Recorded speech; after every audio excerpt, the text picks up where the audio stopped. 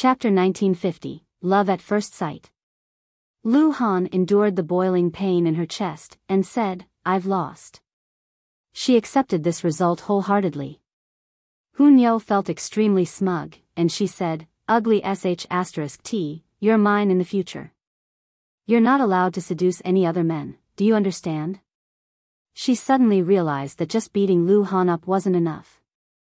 After all, dying cinders might glow again, so this wasn't a comprehensive approach. However, what if Lu Han fell in love with a non-existent person? At that time, this ugly sh*t wouldn't try to seduce Ling Han anymore. She was truly very smart. A blush spread across Lu Han's face. By saying this, was he announcing his ownership over her? Just look, he was already becoming jealous, and not wanting her to have any relationships with other men. His jealousy was astonishing, yet she also felt that it was incredibly adorable. Her entire body became soft and limp. She lowered her head and nodded in obedience. Everyone was stunned upon seeing this. He had won over the second most beautiful woman in the wide prosperity heaven just like that? Holy fuck. Ling Han more so didn't know whether to cry or to laugh. He hadn't imagined that Hunyao would ignore his words and not stay at home. Not only that, but she had actually disguised as a man to capture the hearts of beautiful women. "Friend, how should I refer to you?" Lu Jia asked with a smile. However, his mind was filled with shock. Another monarch tier had suddenly appeared. Moreover, he hadn't received any information about them beforehand. This left him extremely astonished.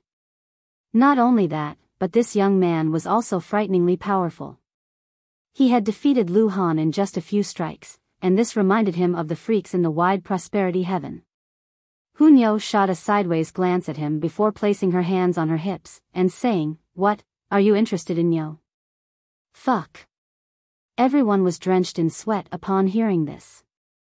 This demeanor, this tone.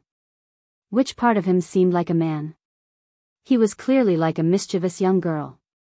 Lu Jia involuntarily frowned, and said, "Friend, are you a man or a woman? What's it to you?" Hunyao glared at him, and said, "I'm warning you, don't have any indecent thoughts." Lu Jia's frown became even deeper, and he said, "Since you're a woman, why are you playing such a prank?" "Brother, what nonsense are you speaking?" Lu Han immediately chided. Her face was filled with anger, and she said, "How can he be a woman?" Everyone was astonished upon hearing this. Had she gone blind? It was as clear as day that she was a female.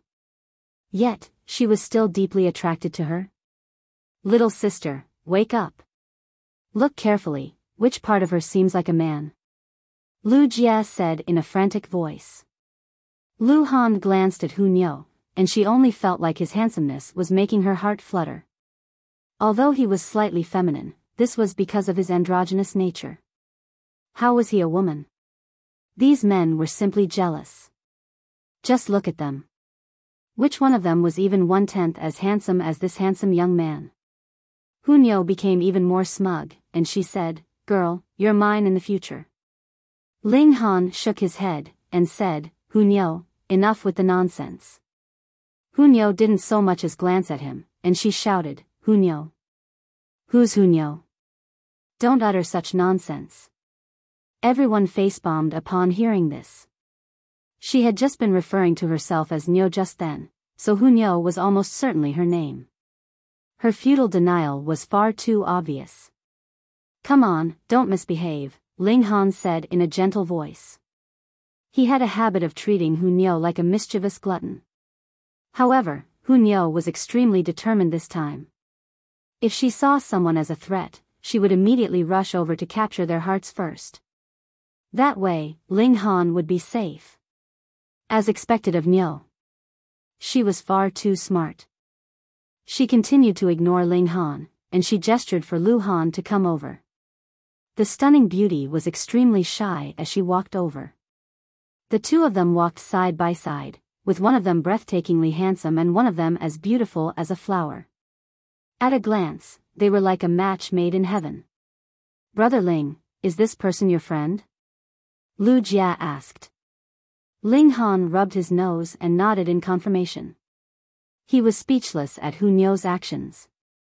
Brother Ling, only you can resolve this situation, Lu Jia said. He was extremely good at offloading responsibility, and he directly kicked the ball into Ling Han's court. The banquet continued, yet no one's mind was on proper matters anymore. They were all glancing at Hu Niu and Lu Han. One was wearing an expression of impatience, while the other was wearing an expression of shyness. There was also an expression of love and fondness in the latter's eyes, and it was clear that she had fallen deeply in love. Love at first sight was truly a dangerous matter.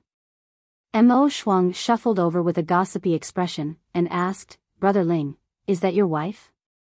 Ling Han glanced at him and didn't reply. Then what should I do? Mo Shuang asked with a pained expression. Not long ago, Ling Han had still said that he would help him pick up some girls. Now, however, Ling Han's own woman had picked up some girls. Just what in the world was this? Just forget about it, Ling Han replied. Hu Niu was determined to see this through, so there was nothing he could do about it either. However, we still reaped great rewards today. Mo Shuang said with an excited expression. After all, Lu Han only represented an impossible dream. He also knew that it was impossible for him to win her over, so he didn't feel disappointed for too long. How much did we make? Ling Han asked. His eyes also lit up. In terms of star stones alone, we made almost 7 million. In addition to this, we also obtained a large amount of pseudo-divine metal and a large number of alchemical pills. In total, they're worth more than 20 million. Mo Shuang replied in a quiet voice. Technically speaking, 20 million wasn't a huge amount for ascending origin tier forces. However, two measly severing mundane tier cultivators earning so much in a single day. This was an astounding number. Even though Mo Shuang had experienced many grand things before, he still couldn't help but be beside himself with excitement. Ling Han nodded and said, We'll split it 50-50. How can we do that? Mo Shuang hurriedly shook his head and said, Brother Ling, are you looking down on me? I essentially did nothing, and it was all thanks to Brother Ling's astounding alchemical talent that we earned so much. I can only take 30% at most. Fine, Ling Han said. He didn't insist on his original proposal. However, Mo Shuang had done much more than he gave himself credit for. If it weren't for his status as the seventh of the Mo clan, who would have proposed a gamble with Ling Han? Thus, giving him 30% wasn't much. When the banquet concluded, Ling Han followed Chen Dong and Ma Yong to visit Zhu Feng. Using a transfer formation, they covered countless kilometers and arrived beneath a towering mountain. This mountain was like an azure mountain from the paintings, with limpid waters flowing in its midst. The surrounding scenery was breathtakingly beautiful. They ventured along the mountain path, and it wasn't long before they arrived in front of a large courtyard. Ling Han immediately hummed in surprise. This was because this courtyard looked far too similar to alchemist Zi Cheng's residence. After entering, this feeling only became stronger. Even without Ma Yong and Chen Dong's guidance, Ling Han could have definitely located the alchemy room, the main hall, the left and right garden, and the medicine garden. By the looks of it, this third senior brother still hadn't walked out from Grandmaster Zi Cheng's shadows. Even the layout of his residence was heavily influenced by that of Grandmaster Zi Cheng's. Of course, this could also be viewed as Zhu Feng reminiscing the past. Perhaps he couldn't forget his experiences with Grandmaster Zi Cheng. It wasn't long before the three of them arrived at the guest hall. Ling Han looked over, only to see a middle-aged man sitting on the central seat. His eyebrows were thick, and his eyes were large. However, his hair was already all white. This appeared extremely conflicting with the rest of his features. The middle-aged man laughed heartily upon seeing Ling Han, and said, "Junior brother." With a single glance, Ling Han could already tell that this was Zhu Feng. It was clear that he wasn't an imposter. Genuine grandmasters would all possess an indescribable aura. The greater their skill in alchemy, the more obvious this aura would become. Ling Han also wore a wide smile as he strode over, and said, "Third senior brother." When he arrived before Zhu Feng, he bowed deeply, and said, "Ling Han pays respects to third senior brother. No need for such formalities," Zhu Feng said as he helped Ling Han up. He didn't wait for Ling Han to bow even further. "I received Master's message saying that he accepted a new junior brother for the three of us just then. I was still thinking what this third junior brother looked like. Now, I finally have the chance to see you today." He turned around and said, "Zijuan, are you not going to kneel and apologize to your senior uncle?" Chapter 1951, Punishment. There were two other people in the hall. One was Zhu Zijuan, and the other was Peng Huanyan. Zhu Zijuan's expression immediately changed upon hearing this, and he said in stubbornness, "Grandpa, I didn't do anything wrong." Zhu Feng flared up in rage, and he roared, "Brat, you disrespected your senior, yet you're still saying that you did no wrong?" Zhu Zijuan gritted his teeth, and said, "But my original intent wasn't wrong. I was just furious that someone dared to impersonate Grandpa's junior brother. Those who are unknowing can't be guilty, so I don't think that I did anything wrong." "Oh. Then did I also teach you to steal and swap out other people's alchemical pills? Did I teach you to cheat others?" Zhu Feng asked. Even his hair was billowing in fury, and his gaze was as intense as could be. He was an ascending origin tier elite, so Zhu Zijuan naturally couldn't withstand his might. With a thud, he had already fallen to his knees. He couldn't help but tremble. Ling Han didn't persuade Zhu Feng to stop.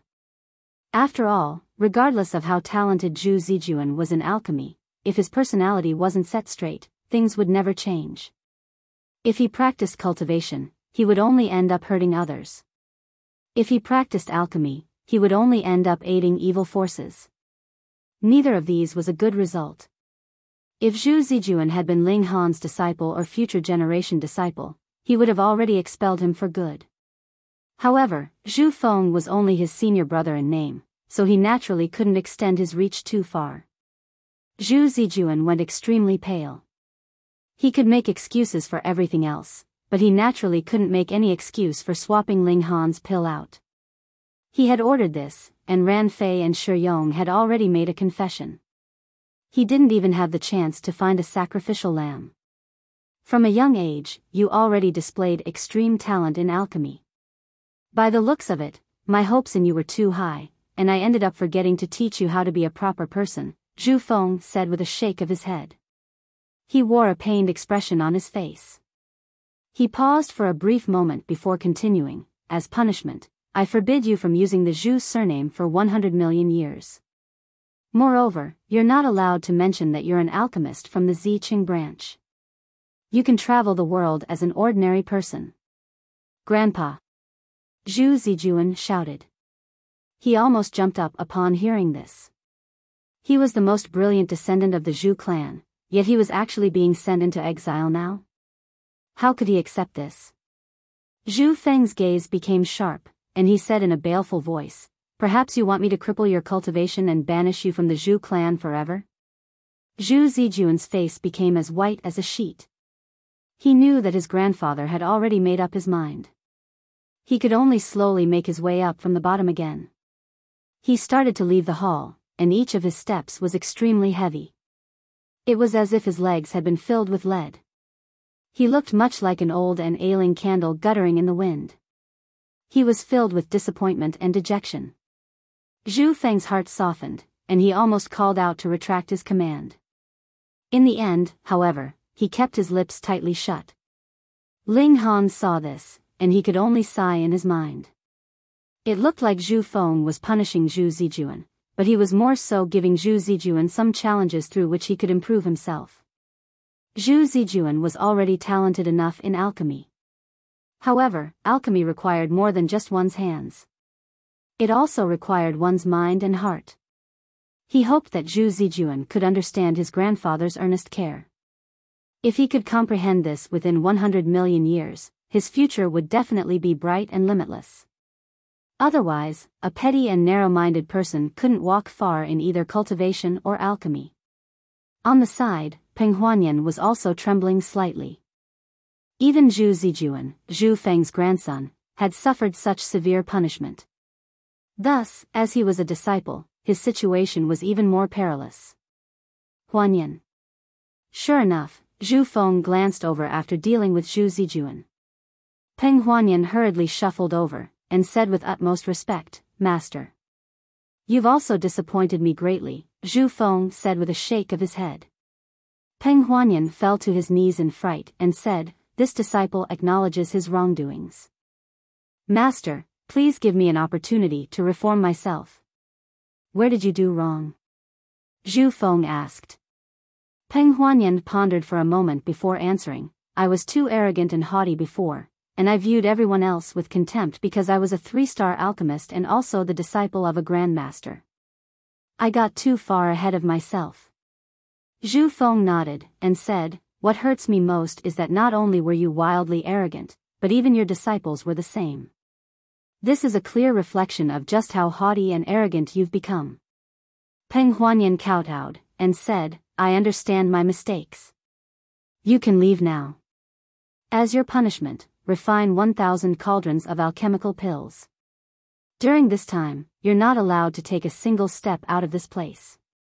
I hope you can focus all of your attention on alchemy," Zhu Feng said. "This disciple understands," Peng Huanyan said. He finally breathed a sigh of relief. Even though refining 1,000 cauldrons of alchemical pills would take an exorbitant amount of time, at the very least, he hadn't been expelled. This allowed him to breathe a huge sigh of relief. Zhu Feng waved his hand to dismiss Peng Huanyan. He then turned to Ling Han and said, "Sorry for making you witness this embarrassment." "No, don't say that. Third senior brother has focused all of his attention on alchemy, so it's difficult to avoid such situations," Ling Han said. Zhu Feng laughed and said, "Let's not talk about these depressing matters. Is Master still doing well?" "He's doing amazing. He's raking in money every day, and even his hands are starting to cramp from counting money," Ling Han said with a chuckle. Zhu Feng couldn't help but grin upon hearing this. Grandmaster Zicheng was good at everything, yet he was far too attracted to money. No matter what it was, he would always try to think of a way to make money with it. The two of them chit-chat for a moment before Ling Han took his leave. Because he had already become accustomed to living at the Mo clan, he politely declined Zhu Feng's offer to stay at his place. In any case, Zhu Feng's grand celebration was in 3 days, so he would leave for the Three Blooms Valley after this celebration concluded. Upon arriving at the Mo clan, Mo Shuang had already collected all of Ling Han's winnings for him. He had placed them into several spatial god tools, and the heavenly phoenix divine maiden was currently checking over them in delight. She was much like a female housekeeper. Ling Han couldn't see Hunyao anywhere, so he couldn't help but ask, "Huh? Where's Hunyao? Don't mention it." When she returned earlier, there was even a woman following behind her, insisting that Hunyao head over to propose marriage. As a result, Hunyao ran off again, the heavenly phoenix divine maiden said with a strange expression. "Say, were women this open nowadays? They were even willing to marry other women?" Ling Han faltered upon hearing this. He then shook his head. He hadn't imagined that Lu Han would be so deeply intoxicated by Hunyao. She wasn't even suspecting Hunyao's gender. Night fell, and Hunyao finally returned. "So how did you deal with her?" Ling Han asked with a chuckle. Hunyao pouted, and said, "That was no fun at all. I'm definitely not doing that again in the future." She had initially thought that Lu Han would stop pestering Ling Han if she captured the other's heart first. In the end, however, she had become the one being pestered. It would be far easier to simply shoo them away from Ling Han. "You told her that you're female?" Hunyao nodded, and said, "I told her." Ling Han also nodded. Since Hunyao had personally admitted to being a woman, Lu Han would most likely put this awkward episode of misplaced love behind her. Even though Lu Han would be angry and embarrassed for a while, this was still far better than continuing with the misplaced love. In the following few days, Ling Han kept an extremely low profile. After all, there was no one else for him to screw over. He exchanged all of his star stones for level 20 godly metal, yet this still wasn't enough to raise his divine demon sword to the 4th star. It was still a sliver away from reaching this level. The day for Zhu Feng's grand celebration finally arrived.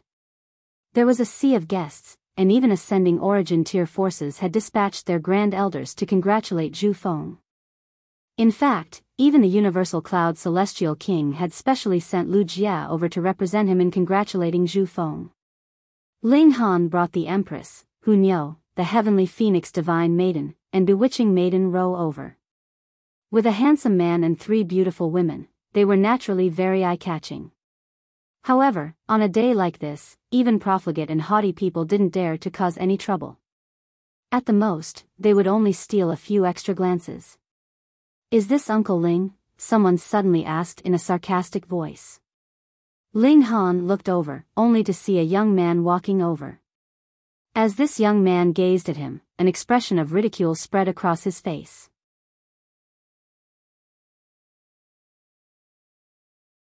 Chapter 1952, Asking for Advice. Ling Han simply glanced at him, and didn't say anything. This was his way of showing disdain. He couldn't even be bothered replying. The young man was angered.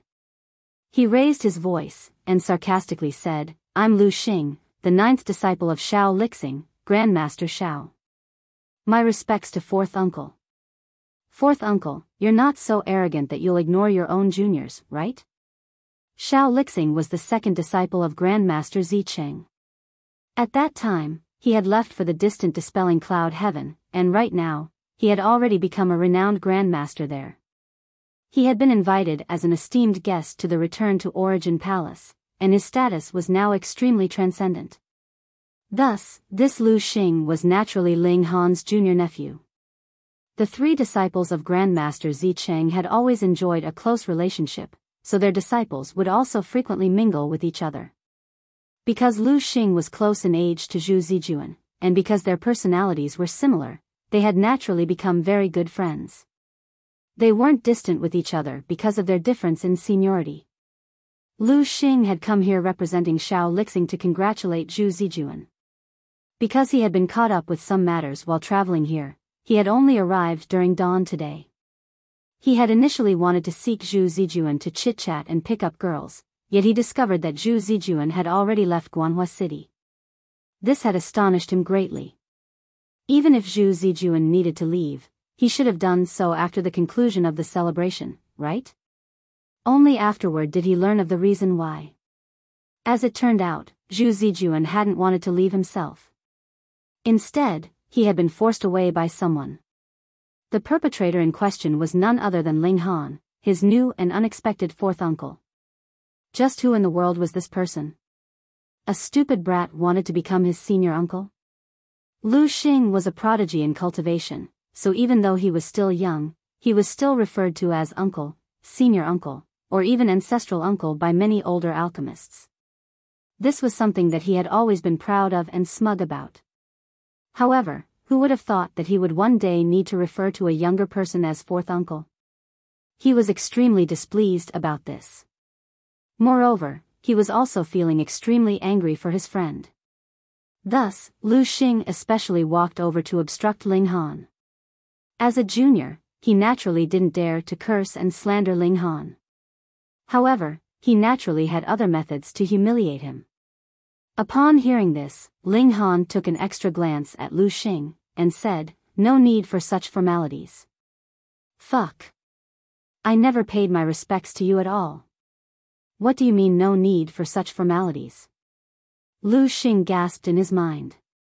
No wonder Zhu Zijuan had been forced to leave by him.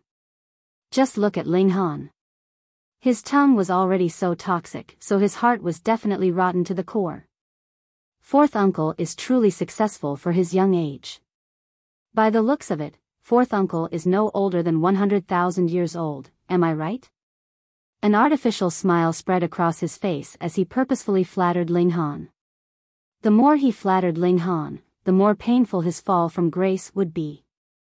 According to the normal flow of time, Ling Han was only around 200 years old. Cultivating under the reincarnation tree wouldn't age his physical body. However, after entering the time cultivation chambers, the Black Tower could also accelerate time by 1,000-fold. Thus, his true age right now was already in excess of 10,000 years. This was reflected in his flame of life. Although it was still raging and extremely lively, one could still discern the marks left by time. Of course, in the celestial realm, 10,000 years was nothing more than the blink of an eye. The age of elites was often calculated in tens of billions of years or even hundreds of billions of years. Hunyao glared at Lu Xing and said, "Oi, your smile is so fake. I urge you to stop smiling. Otherwise, Niu will smash you into smithereens." She still maintained her innocent nature, and she was as naive and innocent as a child. Of course, this was apart from wanting to have children with Ling Han. Thus, she would directly speak her mind whenever she came across something that she didn't like. She wouldn't hide her emotions, and she more so wouldn't feign politeness. Lu Xing involuntarily faltered upon hearing this. Hunyo's aura was far too overwhelming, and just her glare alone was enough to make his hair stand on ends. He almost wet his pants in fright. He was a prodigy in alchemy, but he didn't have any talent in cultivation. He wasn't even a king tier. Thus, how could he possibly withstand Hunyo's aura? After regaining his composure, he purposefully raised his voice, and said, "I've admired Fourth Uncle for a long time, so I want to seek some advice from Fourth Uncle regarding some difficult problems in alchemy." Since they were conversing in a corner, others wouldn't have noticed them before. However, by raising his voice, Lu Xing instantly attracted the attention of many people. Zhu Feng was a 4-star grandmaster. Although the holy land of alchemy in the eastern celestial realm was Alchemy City, this didn't imply that there weren't alchemists in other places. On the contrary, each place would have its own alchemists. It was just that 99% of these alchemists belonged to Alchemy City. Only very few of them were independent. For example, Zhu Feng resided in Guanhua City. First of all, he could receive protection from the Universal Cloud's Celestial King.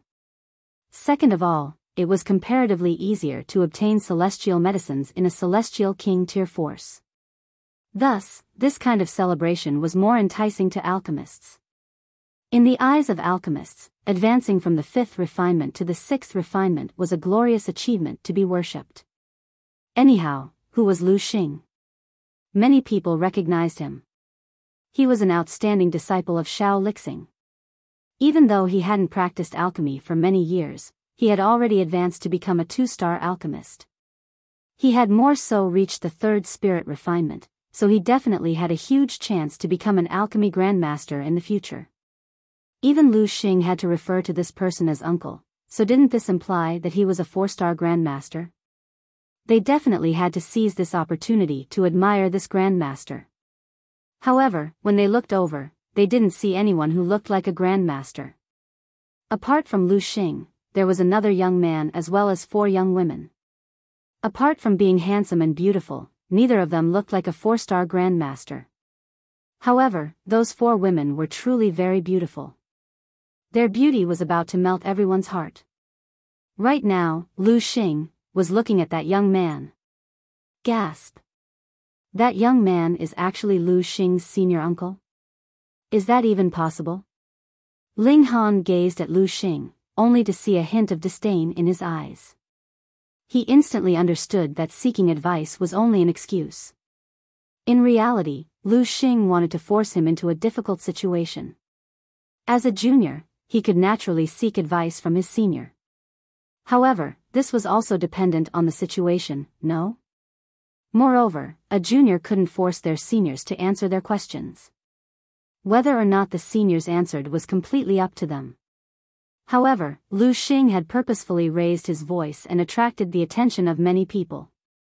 If Ling Han refuted him now, it was inevitable that he would tarnish his reputation. This only seemed like a small matter, yet it was a clear reflection of Lu Xing's malicious intentions. "Fourth uncle, you're not afraid, are you?" Lu Xing asked. He laid another trap, preventing Ling Han from retreating. He was feeling extremely smug in his mind. You dared to bully my brother, so just see how I dispose of you. Moreover, I'm doing everything within the rules, so who can accuse me of anything? Ling Han smiled calmly, and said, seniors naturally have a responsibility to explain difficult questions to juniors. What don't you understand? Ask away. This is child's play. Do you think you can stump me just because I'm a 2-star alchemist at the 3rd refinement? Quite the contrary. Ling Han possessed a reincarnation tree, so his theoretical knowledge was extremely vast and rich. He was simply lacking in practical experience. Lu Xing's smile grew even wider, and he said, I've been refining the 4 forms bone transformation pill recently, and I'm slightly confused about the proportions of ingredients and how they should be used together. Can 4th uncle please explain this for me? Everyone shook their heads upon hearing this. Just how many alchemical pills existed in the world? In fact, even 4-star grandmasters could only refine a relatively small percentage of alchemical pills. This was because mastering a new alchemical pill would take far too much time. Ling Han was so young, and it was likely that he hadn't even become a 2-star alchemist yet. Right now, however, Lu Xing was actually asking him about a 3-star alchemical pill. Wasn't he purposefully putting Ling Han in a difficult spot? Anyhow, Lu Xing's question about proportions was still okay. As long as one had read over the pill recipe before, this shouldn't be a problem. The memory of Celestials was naturally very good. However, to explain the details of how each ingredient should be used together, this was far too difficult. If one hadn't mastered the pill recipe, how could they explain this?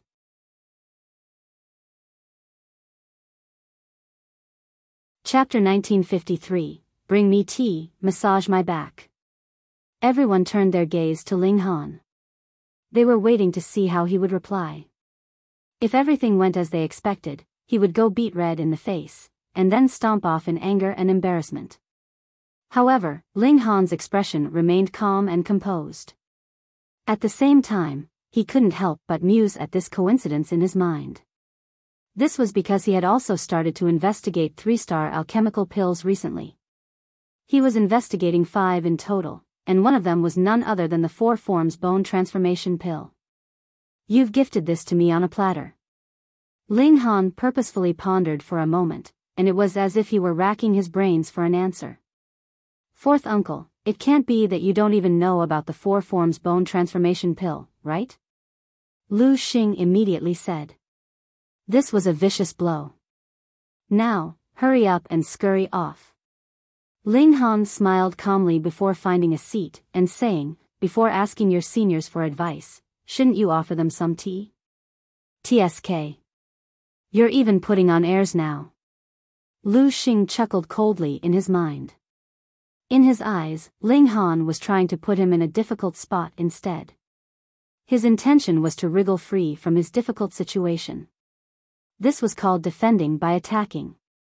You have some skills. However, it's a shame that you've already fallen into my trap. How can I let you jump out? Yes, yes. Lu Xing answered with an expression of respect. He commanded the servants in the room to pour some tea, which he then brought forward for Ling Han. He appeared as respectful as could be. See? My performance is flawless, and there's nothing you can complain about. More and more people gathered in the surroundings. Some were simply here to see a show, while others were here because they were curious about Ling Han. They wanted to see if he was genuinely a skilled alchemist. After all, he was Xiao Lixing's junior brother, so he couldn't be underestimated. Ling Han crossed his legs before reaching forward with his right hand. Veins bulged on Lu Xing's forehead, yet he still gritted his teeth and bowed down as he placed the cup of tea in Ling Han's hand. I'll let you be smug for now. In a moment, I'll see how you cry.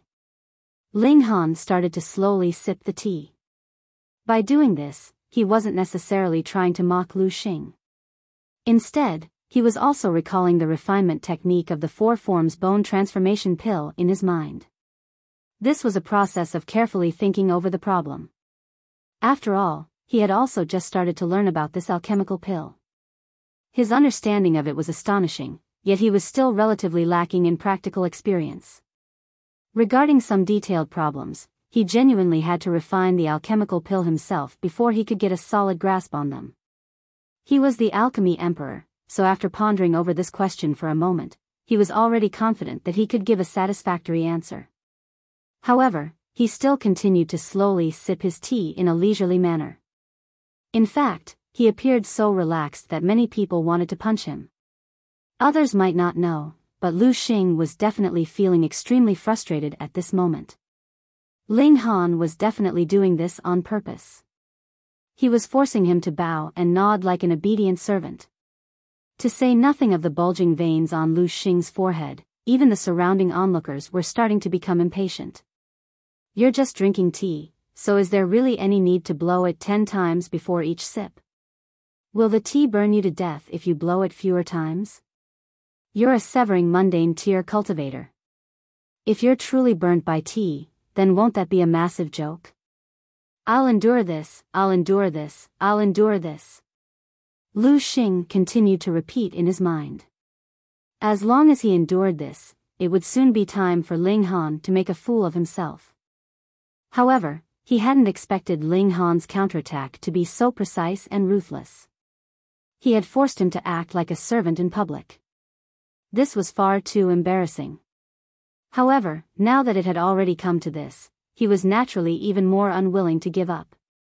He could only grit his teeth and persist. After a long while, Ling Han finally finished drinking his tea. Lu Xing breathed a sigh of relief. The surrounding onlookers also heaved a sigh of relief. Ling Han was far too good at building up suspense. Ling Han handed the empty cup to Lu Xing, and Lu Xing naturally accepted it with respect. He then said, "Fourth uncle. My back is feeling a bit tight, help me massage it." Fuck. Lu Xing felt a strong urge to kill someone. Flames were about to erupt from his eyes. However, he gritted his teeth and continued to console himself, telling himself that he couldn't abandon all of his previous hard work. Otherwise, he would truly become a servant for nothing. He walked behind Ling Han. Thump, thump, thump. He started to massage Ling Han's back. The Empress, Hunyou, and the others were all wearing faint smiles. This person actually dared to challenge Ling Han. Didn't he know that Ling Han had been trained by the large black dog? Lu Xing was truly starting to feel some slight regret now. He had yet to humiliate Ling Han, and yet he was already being toyed around with. He was genuinely worried about whether his heart could take this any longer. However, he had already reached such a point, so how could he give up halfway? He forcefully suppressed the flames of raging fury in his heart. He was eagerly awaiting the time when Ling Han finally made a complete fool of himself.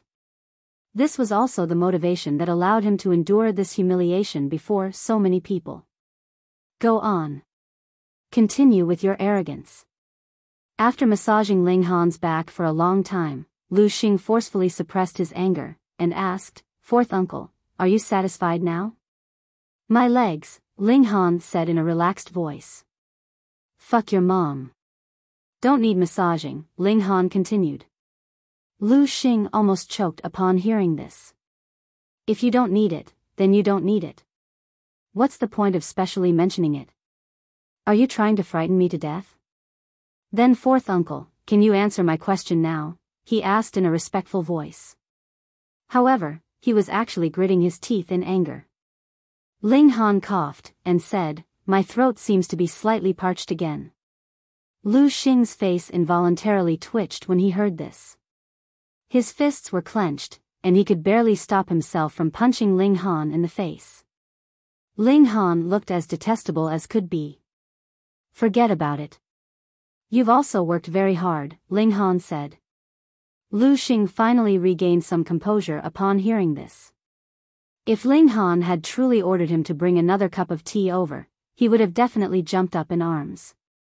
"Okay, let's talk about the refinement of the four forms bone transformation pill now," Ling Han said with a smile. He stopped toying around with Lu Xing. In his eyes, this was only a mini-game before the grand celebration. He would use it to pass some time. His expression became solemn, and he started to explain the refinement process. In the beginning, everyone was looking on with a faint smile. They were treating this as nothing more than a show. However, as time went on, their expressions gradually became serious. Ling Han explained profound concepts in simple and understandable terms, and his explanation of the refinement process of the four forms bone transformation pill was extremely in-depth and engrossing. Everyone nodded as they listened to him, and they felt as if they could immediately succeed in refining the four forms bone transformation pill if they were to try. Even Lu Xing's heart started to thump in excitement. Even though he had asked this question to screw with Ling Han, he did indeed have many confusions about refining the four forms bone transformation pill. Right now, however, all of his questions were being answered by Ling Han. Ling Han continued to speak, and everyone's expression continued to become increasingly earnest. This was because Ling Han's explanation had already exceeded the realm of simply talking about the four forms bone transformation pill. Indeed, he was already starting to explain other domains of alchemy. He was talking about the entirety of alchemy. Ling Han still had yet to become a grandmaster in alchemy. At most, he could only be considered as a small fry. However, he had already incorporated his own understandings while learning spirit refinement, and this had allowed him to forge his own path. Even though this path was still in its infancy, its foundation was much stronger than what most other people possessed. Right now, he was expounding these most fundamental principles. Everyone understood the fundamentals. However, few people could gain a deep and comprehensive understanding of them. Hurry, come over here, there's a grandmaster explaining alchemy. Brother Fan, hurry up and come here. Otherwise, you'll regret this forever. Lin Qian. Hurry up and call your senior brothers and junior brothers over. The surrounding alchemists hurriedly retrieved their transmission devices to call their friends and disciples over. To alchemists, this was definitely a grand gathering that they couldn't miss. This was an incredible opportunity for them to elevate their skills and understanding of alchemy. This was because most alchemists didn't need to learn about difficult or profound concepts of alchemy. Instead, they would see bigger improvements by simply reinforcing the fundamentals. Thus, more and more people gathered in the surroundings, causing the small area to become so packed that not even a drop of water could trickle through.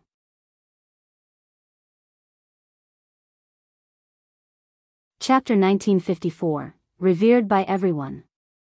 Some people were unaware of this situation, so they couldn't help but falter upon walking over. What's going on? Why are there so many people? Cultivators naturally had no interest in alchemy. They couldn't understand Ling Han's utterances either. Thus, they would immediately turn around and leave. However, it was a completely different story for alchemists.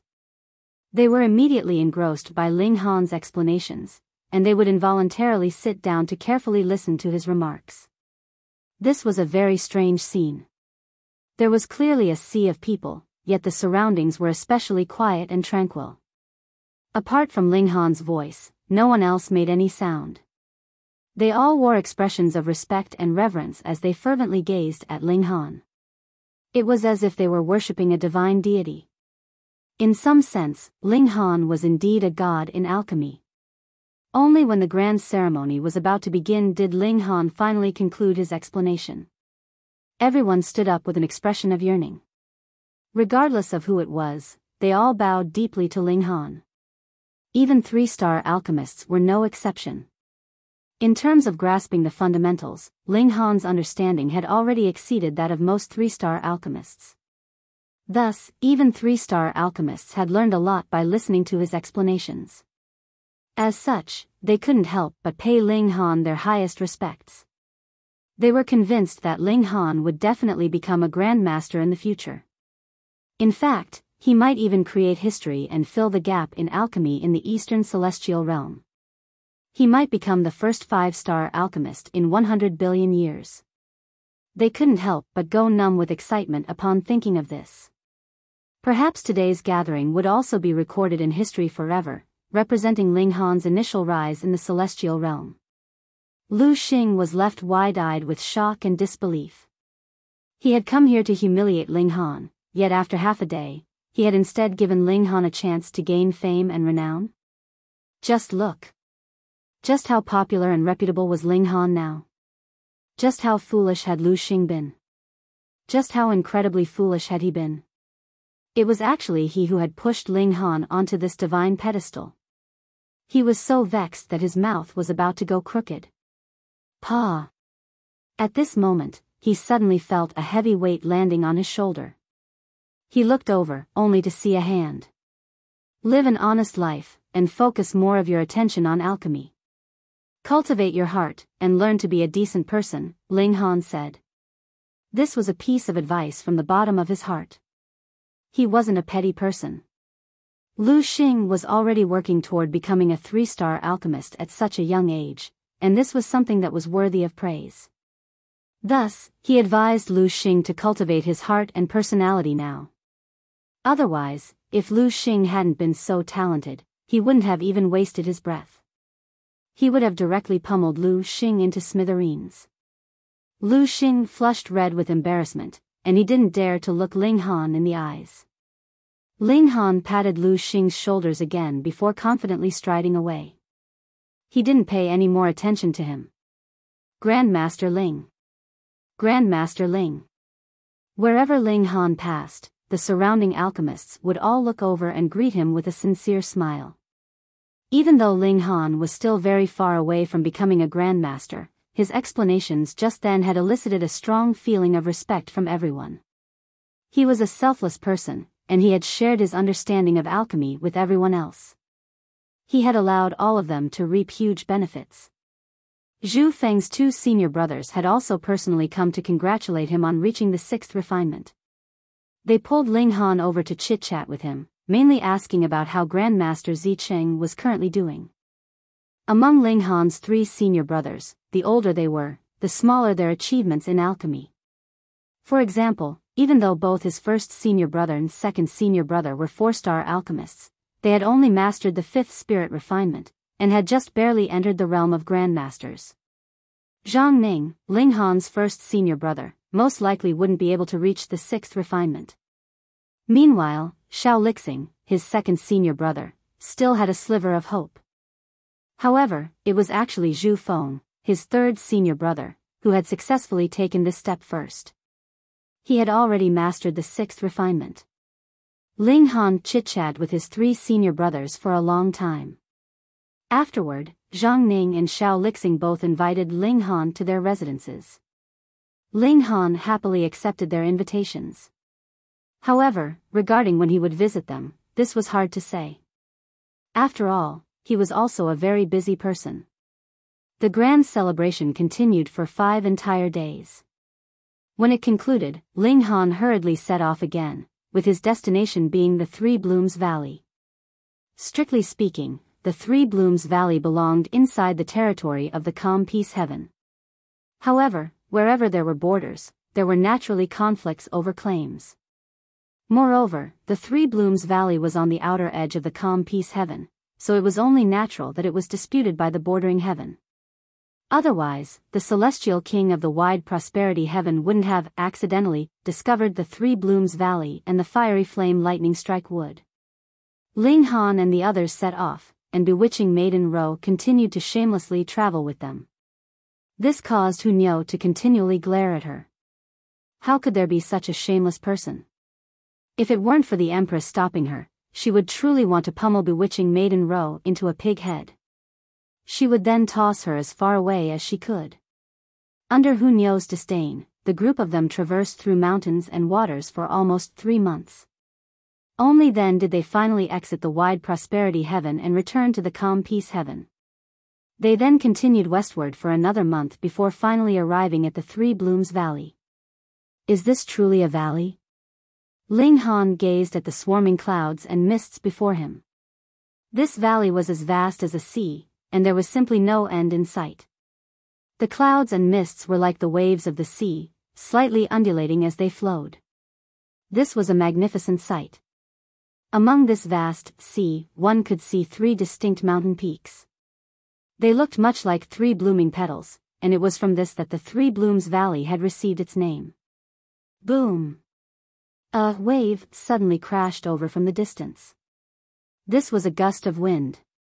Upon wrapping around a cloud, it formed a peculiar and spectacular spectacle. However, the expressions of Ling Han and the others involuntarily changed. This gust of wind was far too terrifying. There were symbols of the great Tao swarming inside it, with each of them being paramount and profound. These were symbols that could easily shatter the heavens. Celestial King symbols, they all exclaimed in astonishment. No wonder the Eternal Prosperity Celestial King had said that even Celestial Kings couldn't forcefully obtain the rare opportunity of this place. Just a simple gust of wind was already like the frenzied attack of a Celestial King. Even an ascending origin tier elite would instantly die upon coming into contact with such a gust of wind. As for Celestial Kings, they wouldn't know which heaven these gusts of wind were equivalent to. In any case, only ninth heaven Celestial Kings could laugh before the might of heaven and earth and peer down on all matter. Only they could enjoy equal standing with the Tao of heaven and earth. Ling Han and the others attempted to enter the valley, yet symbols of the great Tao would flash into appearance from time to time. These symbols were powerful enough to obliterate all matter, so Ling Han and the others naturally didn't dare to recklessly push forward. Right now, no one could enter this valley. Celestial Kings could most likely enter this valley, but they definitely couldn't venture into its depths either. The will of heaven and earth was transcendent above all matter. According to rumors, there were very specific ways to enter this valley. One couldn't find any random place to jump down. There were petrifying regulations of gravity here, and the bottom of the valley was more so filled with a forest of razor-sharp stones that was imbued with the symbols of the great Tao. If one were impaled, they would instantly die on the spot. Even a physique as freakish as Ling Han's would be useless. Thus, they definitely had to find the correct entrance. Only by following this path could they safely arrive at the bottom of the valley. At that time, they could then look for the fiery flame lightning strike wood. After walking around for several days, Ling Han and the others finally found the correct entrance. At this moment, many people had already arrived before this entrance. Some of them Ling Han recognized, while some of them he didn't recognize. Brother Ling. Yan Xianlu and Lu Jia called as they walked over in unison. When they noticed each other, they couldn't help but falter and look over. What's going on? Why is he also greeting Ling Han? Ling Han smiled, and said, Brother Yan, Brother Lu. Huh? Brother Ling, how do you know him? Yan Xianlu and Lu Jia asked in unison. Ling Han smiled, and said, I took a trip to Guanhua City, and I became acquainted with Brother Lu there. What? You're genuinely from the calm peace heaven? At this moment, Lu Jia naturally understood everything. He immediately recalled Ling Han insisting that he was from the calm peace heaven. At that time, no one had believed him. In fact, even he had thought that Ling Han was purposefully making up an excuse to turn down his offer. He had even been slightly displeased at that time. However, who would have thought that this was actually true? Gasp.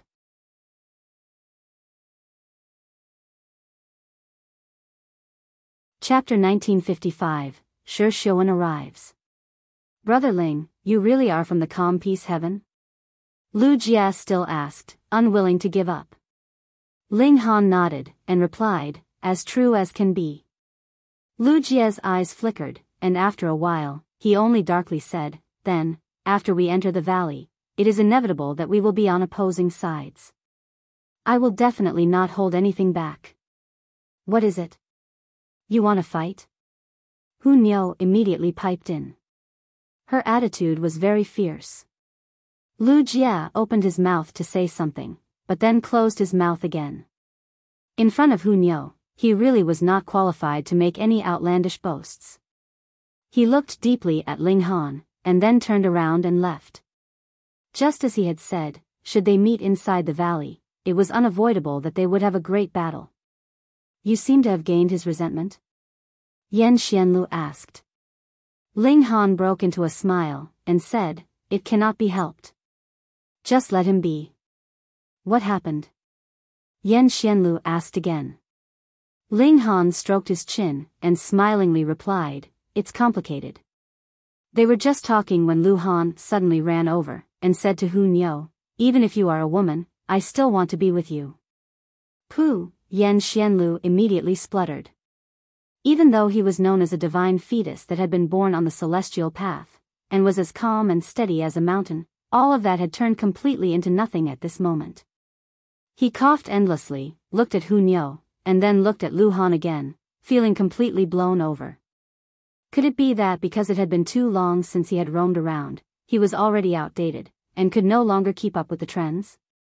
"You are so annoying," Hu Niu declared impatiently. "I know of a type of celestial medicine that can change gender," Lu Han said excitedly. "I have thought it over for many days. I like you, and I can't give up on you."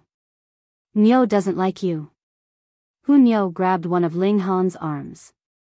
"Niu likes Ling Han, and only Ling Han alone." Ling Han. Lu Han's eyes swept over, focusing on Ling Han's face. Her expression instantly became icy cold, exuding a frosty killing intent. Since that was the case, then she would kill Ling Han off first. "Ugly, do you want to die?" Hu Niu, too, immediately blazed with killing intent. She was the most sensitive to killing intent. This ugly hag actually dared to show killing intent towards her Ling Han. Her first reaction was to kill her. Lu Han controlled her emotions, and only shot Hu Niu a dazzling smile before leaving without a second look backwards. She would kill Ling Han, but she would not do it herself. It would be too easy to do this.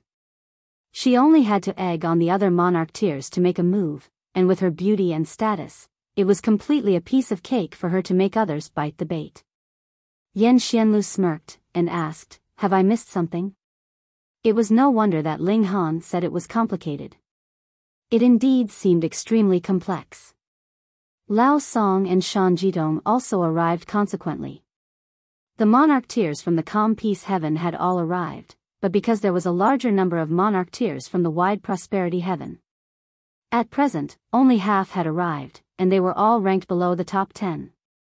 Even so, when over a dozen monarch tiers arrived at the same time, all of them exuded the kind of aura that came from a ruler of their own domain, capable of causing one to submit to them. In the future, these people would definitely become celestial kings, so naturally their aura soared. The two sides were clearly divided, and stood on either side of the entrance. Conflict did not erupt, nor did any immortal palace tier and ascending origin tier elites appear to create a massacre, and ruin the many prodigies that had been accumulated for at least 10 billion years. The journey to this mystery realm could involve a great many celestial kings. Whoever dared to cause trouble here would simply commit a suicidal action. Thus, the battles this time would only take place among the severing mundane tiers. Roar. A loud battle cry rang out, just like the roar of a dragon, but also seemingly like a tiger's roar, so loud that even the mist in the valley vibrated endlessly. A young man was rushing over from the distance. His appearance was extremely primitive, with only a fur hide wrapped around his lower body. His hair had been tied into several dozen braids, each braid tied with an ornament that was made from a jade-colored bone. He was clearly only just one person, but as he ran over, it was like a frightening giant primeval beast bulldozing over. Any person or object that stood in his way would only be sent flying and shattered. Shi Xiuwen. Yan Xianlu stood abruptly, his hands involuntarily tightening into fists. His eyes blazed with fire, his fighting spirit burning brightly. This person was Shi Xiuwen? Ling Han took a second glance at that savage, but as his gaze focused, it immediately drew the attention of the other. Shi Xiuwen also turned to look at Ling Han, his eyes as sharp as blades that slashed rapidly towards Ling Han. Ling Han was completely unconcerned, but a divine sword leaped out of his eyes, greeting the other's incoming attack. Boom! Sword rays clashed, simultaneously erasing each other. This clash seemed to have resulted in a tie. Shi Xiuwen bared his mouth in a grin. He had only used 1% of his battle prowess in this blow, but he was sure that the battle prowess that Ling Han had used was definitely more than that. Hence, it was natural that he was the one who was superior. All of a sudden, his vicious nature exploded. With him sweeping his gaze over everyone that was looking at him, a bout of muffled grunts instantly rang out. Even monarch tears were no exception. They all turned their heads away, feeling a fierce pain in their eyes, while king tears and emperor tears directly cried tears of blood. In the severing mundane tear, the superiority of monarch tear over emperor tear was the heaviest, which was equivalent to a yang soul against the fourth severance. Hence, even if they were emperor tears, it was very normal that they still could not sustain the might of a glare from him. This guy was a little similar to Hu Niu, extremely vicious and filled with a primitive air. Shan Jitong and Lao Song couldn't help but feel their heads go numb. So this was a monarch tier of the wide prosperity heaven? Too powerful. Facing Yan Xianlu, even if they were no match for him, they at least had the courage to fight. At least they could be sure that even if they were no match for him, they would still be able to calmly retreat after the battle. But against Shi Xiuwen, they were like lambs that had encountered a fierce lion, only worthy of becoming his prey. Even the two of them, monarch tears, were like this, what more the others? All of them had lost all their drive, and could only tremble in fear.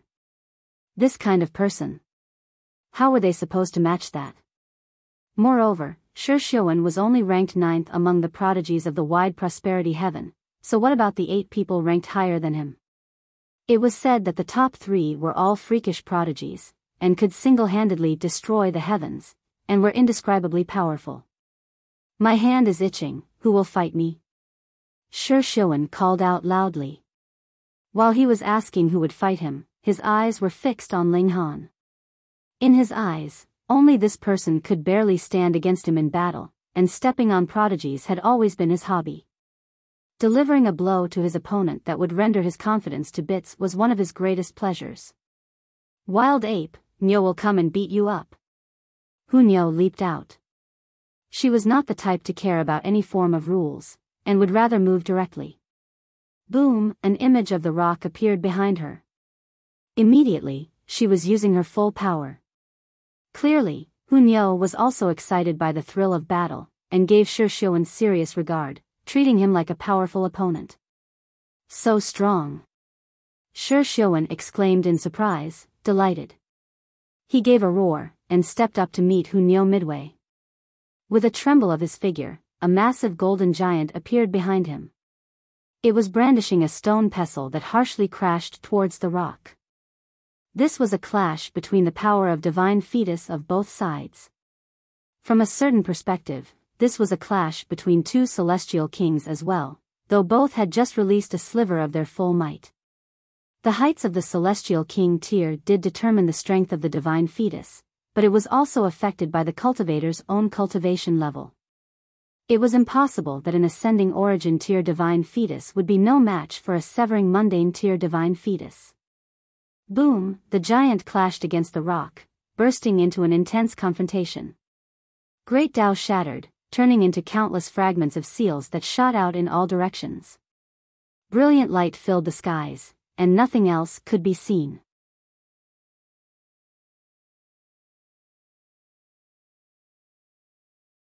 Chapter 1956, Boost of Fortune.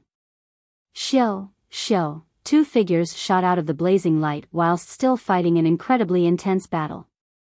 Every time they clashed, it would cause great Tao to vibrate, the mist to ripple, and a myriad of sights to appear. Ha ha ha, great! Great! Shi Xiuwen laughed madly, his braids dancing, his muscles bulging as multiple ancient seals appeared.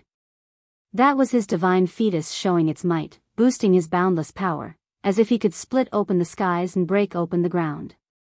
He was a member of the golden giant race. When the world first began, a great many source beasts were birthed. At the same time, a large number of human-shaped beings also appeared, such as the bronze giant, golden giant, and thunder giant. These existences naturally were also celestial king tier level. However, with the long passage of time, some were still alive, while others had died in battle, and still others had gone missing. For example, the Golden Giant race. The ancestor of this race had gone missing. No one knew if he was dead or alive. It was as if he had completely vanished off of the face of this world. But this did not affect the strength of his descendants. Once their bloodline awakened, they would become a divine fetus, and would be able to use the superpowers of the Golden Giant and possess boundless strength. At the same time, they also had astonishing defense. Shi Xiuwen roared loudly, activating his ancient power, and pushing his battle prowess to its limit. Fight! Fight! Fight! Fight! Fight! Hunyao had also been spurred on by the battle. The image of the rock manifested endlessly, and looked like it was actually about to solidify. A massive rock had really appeared. As its wings flapped, its brilliance dazzled the ages. At this moment, both of them were caught in an irresolvable battle. What? Seeing such an intense scene of battle, whether they were the cultivators of the wide prosperity heaven or calm peace heaven, they all revealed an expression of shock and disbelief. Those from the wide prosperity heaven did not dare believe this reality. That was because they were too confident in themselves, and thought that any one of the monarch tiers from their side would be able to easily defeat the severing mundane tiers from the calm peace heaven, but now there was actually a young girl that could fight Shi Xiuwen to a stalemate. This naturally stunned them. It should be known that while Shi Xiuwen was ranked 9th, from 10th to 4th, their strength was actually very close. In fact, it was possible that Shi Xiuwen might be even stronger than the 4th. That was because when Shi Xiuwen had been in the ranking battles, he had lost his first battle to the heaven-defying freak that had eventually claimed the first place, so the former was heavily injured. And that was why he had repeatedly lost in the subsequent battles, finally falling into 9th place. But even then, he still wasn't the 10th, which was proof of exactly how strong Shi Xiuwen was. And those from the calm peace heaven also could not believe it. That was because a great many of them had heard that Hunyao had once defeated Yan Xianlu, Shan Jitong, and Lao Song. She was definitely the strongest of the severing mundane tier of the calm peace heaven, but she was actually unable to suppress the 9th strongest of the wide prosperity heaven. But after they had exchanged more than 1,000 moves, the difference between them was shown. Hunyao had the upper hand. Her hands were formed into claws, and as she brandished the seal of the rock, her destructive power was incredibly terrifying. Even if Shi Xiuwen had extremely strong defense as the Golden Giant divine fetus, he was still mauled under her sharp claws. What was astonishing was the fact that the blood that Shi Xiuwen shed was actually also golden. It was like liquid metal. The moment it landed on the ground, it solidified. Someone had even picked it up, and shockingly uncovered that this was actually pseudo-divine metal. This race was indeed astonishing. Liquid pseudo-divine metal was actually flowing in their veins, so their physique was extraordinarily terrifying. However, what was even more frightening was Hunyao was actually capable of tearing through this kind of physique with her bare hands. Just how astonishing was this little girl's destructive power? Ha ha ha, you are the first woman that has managed to wound me. Shi Xiuwen laughed raucously, and did not panic or lose his fighting spirit in the slightest just because he had been injured or had fallen into a disadvantage. On the other hand, his fighting spirit was soaring endlessly. Thus, I have decided to make you my woman. His fighting spirit blazed, turning into a hot cloud of volcanic ash. With its support, that golden giant became even mightier, a seal on its chest exuding blazing light, as if it had turned into a sun, and no one could look directly at it. This was a real prodigy. When met with a strong opponent, not only would they not retreat, but would instead improve themselves, and break through their limits, pushing their battle prowess which might seem like there was no way of improving further a step further. Hunyao also flew into a thunderous rage, and declared, "Niao is Ling Han's, you wild ape actually dare have designs on Niao, Niao is going to beat you to burst." Boom, her battle prowess also increased madly. Multiple veins appeared, and then suddenly struck out towards Shi Xiuwen with a sweep. The great battle continued. Though Shi Xiuwen had broken through his own limits, Hunyao was also a battle maniac. She similarly could break through her limits, and thus it was still Shi Xiuwen that was being suppressed. However, though Shi Xiuwen looked like he was about to lose, who knew if he had a frightening ultimate move that could turn the tables? Thus, falling from a disadvantageous position to a true defeat was definitely not something that could be done in a short while. Ling Han nodded. No wonder Yan Xianlu was no match for Shi Xiuwen. In truth, it was already very extraordinary that Yan Xianlu had managed to keep his life in the battle with Shi Xiuwen. However, if it had to be said that Yan Xianlu was inferior to Shi Xiuwen in physique, battle talent, and celestial technique, Ling Han would definitely disagree. The reason could only be the eternal prosperity celestial king's judgment that Yan Xianlu had conveyed. The wide prosperity heaven had gained a boost of fortune from the heaven and earth. Thus, this generation's young prodigies were much stronger than those from calm peace heaven. Shi Xiuwen's strength, even in the western celestial realm, could probably be ranked among the top in the severing mundane tier. That was because Hu Niu was such an existence herself, and he was only slightly inferior to her. Shan Jitong and Lao Song were both captivated, and had a feeling of despondency that they could not describe. They were indeed slightly inferior to Yan Xianlu, but everyone knew that Yan Xianlu had been birthed on the celestial path. Moreover, he had a master that was an eighth heaven celestial king, so even if they were inferior, they could still accept that. Furthermore, after advancing into the celestial king tier, the gap in physique would be leveled out. They were sure that they could catch up to him, and Yan Xianlu would no longer be able to shine all by himself ahead of them. But when they saw Hu Niu and Shi Xiuwen's battle, their confidence had collapsed. They were all monarch tiers here, but the size of this gap could drive anyone to despair. Was the difference in physique really so obvious? Absolutely impossible. Thus, even if they had all become celestial kings, they would still be unable to match Hu Niu and Shi Xiuwen. At most, they would only be able to manage a few counters before being defeated. The intense battle was still continuing, and more monarch tiers had also arrived. They naturally were from the wide prosperity heaven. When they saw Hu Niu and Shi Xiuwen's battle, they all looked grim. Shi Xiuwen was stronger than he had been in the ranking battles, but this young girl was freakishly powerful. Who was she? Where had she popped out from? After fighting for a whole 3 days, Shi Xiuwen finally was still no match for Hu Niu, and stepped out of the battle. "You are indeed stronger than I am," he declared loudly, but did not lose his confidence just because he had lost one battle. Instead, his vitality and energy both soared to the peak. "Within 100 years, I will seek you out for another battle. By then, I will defeat you so that you will obediently become my woman." After he said this, he turned around and left, not giving Hu Niu the opportunity to rage. Hu Niu was outraged, and was just about to set off in pursuit when Ling Han pulled her back. He shook his head at her, and said, "The next time he appears, I will beat him into a pig head so that he will never dare to be carried away by his delusions." Instantly, Hu Niu was elated, wrapping her arm around Ling Han's arm, looking so completely innocent and lovable that anyone would want to spoil her.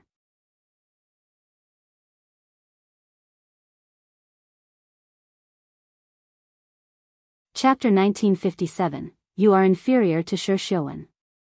Immediately, a great many pairs of eyes looked over, their gaze fixed on Ling Han, looking envious. This young man was really too lucky. Hu Niu was so strong that she could defeat even Shi Xiuwen, and she herself was world-shakingly beautiful. With such a beautiful partner, what else could he ask for? Moreover, just look at how ferocious Hu Niu was towards other people, but towards Ling Han, she was as soft and gentle as water. Really, they simply couldn't say anything else. Meanwhile, Lu Han's beautiful eyes were dark, and the gaze she fixed on Ling Han was filled with resentment. If this man did not exist, Hu Niu would be hers. She only had to eat the heavenly yang herb, and then gender would no longer be a problem. It was this man that had separated her and Hu Niu. He had to die. Ninth Shi is really so weak that he can't even defeat a piece of trash from the calm peace heaven, a man who had arrived later scoffed. Seeing all those from calm peace heaven look towards him, he proudly declared, "Fei Yun, am ranked 6th among the severing mundane tiers of the wide prosperity heaven. 6th. Though Hu Niu had won, it had not been an easy win, and Shi Xiuwen was only ranked 9th. Then just how powerful would the 6th be? Hu Niu bared her teeth, wanting to make a move again.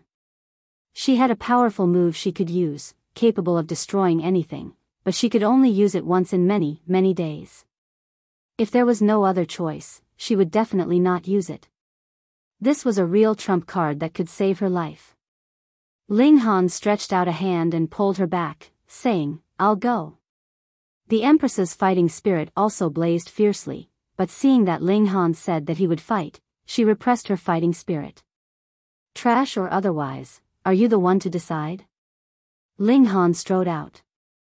"Ha, who from the calm peace heaven is not a piece of trash?" Fei Yun's expression was filled with contempt. "Why don't you all just attack together? Just see how I will suppress all of you." Arrogant, he was really too arrogant. Ling Han shook his head. What good was it to bicker with someone arrogant? Just beat him up. "Come fight then. Trash or not, we should decide with our fists." "Trash, if you want to be beaten up, I will oblige you." In a flash, Fei Yun had already shot over towards Ling Han. He did not care who else was around them, and simply blasted forwards with a punch. There was a vague seal of great Tao on his fist, exuding a brilliance that could shatter everything. Instantly, all those who were not monarch tiers turned around. Once the force of this punch escaped control, the destructive power would be too terrifying. Ling Han shook his head, and swiped out a finger. It was a simple action, but seemed capable of suppressing the heaven and earth. "You dare look down on me?" Fei Yun roared furiously, and that seal of great Tao on his fist also became increasingly distinct. Clearly, the destructive power had increased further. Ling Han smiled faintly, and greeted the incoming blow with a tap. Boom! The first time the two of them clashed, the finger and fist had not actually made direct contact. Instead, there was still a gap of at least 9 meters between them. An intense crash had already taken place between the great Tao and origin power of both sides, and one after another, frightening power and regulations surged out, radiating in all directions. The Emperor tiers that had just fled were carried away by this power, and they involuntarily swayed as if they were drunk. They couldn't help but feel shocked. This was only the difference between an Emperor tier and a monarch tier, so how could there be such a wide gap in their strength? This was natural. Both Ling Han and Fei Yun were in the 5th severance, which was equivalent to a Yang Soul elite, and their battle prowess was close to Yin Soul. How could severing mundane tier be able to easily sustain the shock waves that resulted from this level of attack? The fact that they had not been directly killed spoke of how strong these people were. Otherwise, if it had been normal 4th severances, they definitely would have been directly killed off. Ling Han withdrew his finger, and was extremely calm. "That's all? Damn, you actually dare look down on me so much." Fei Yun's black locks danced, his fury rising to the point of madness. Ling Han shook his head. "You have an overly high opinion of yourself. Your strength is completely inferior to Shi Xiuwen's. The ranking could not truly determine the gap in strength. When he delivered this strike, he had taken his own measures. Fei Yun was inferior to Shi Xiuwen. Previously, it was already said that Shi Xiuwen had been ranked 9th because he had encountered that freak who had eventually gotten the first place in his first battle in the ranking battles. As a result, he had suffered a horrible defeat, and was severely injured. In the end, he could only be ranked 9th. Of course, this did not mean that Fei Yun was not strong. As a monarch tier, Fei Yun was naturally strong. Furthermore, he indeed could be ranked among the top 10 of the wide prosperity heaven. Compared to Shi Xiuwen, there should not be too much of a gap, but how could top-tier prodigies afford that slight bit of a gap? After I beat you into dust, you will understand just how far the gap is between you and me. A black aura flowed out of Fei Yun's eyes, endlessly rising, and turning into a black scythe. Death scythe. Someone gasped in shock, and even his expression had taken a drastic change. It should be known that the speaker was an emperor tier himself.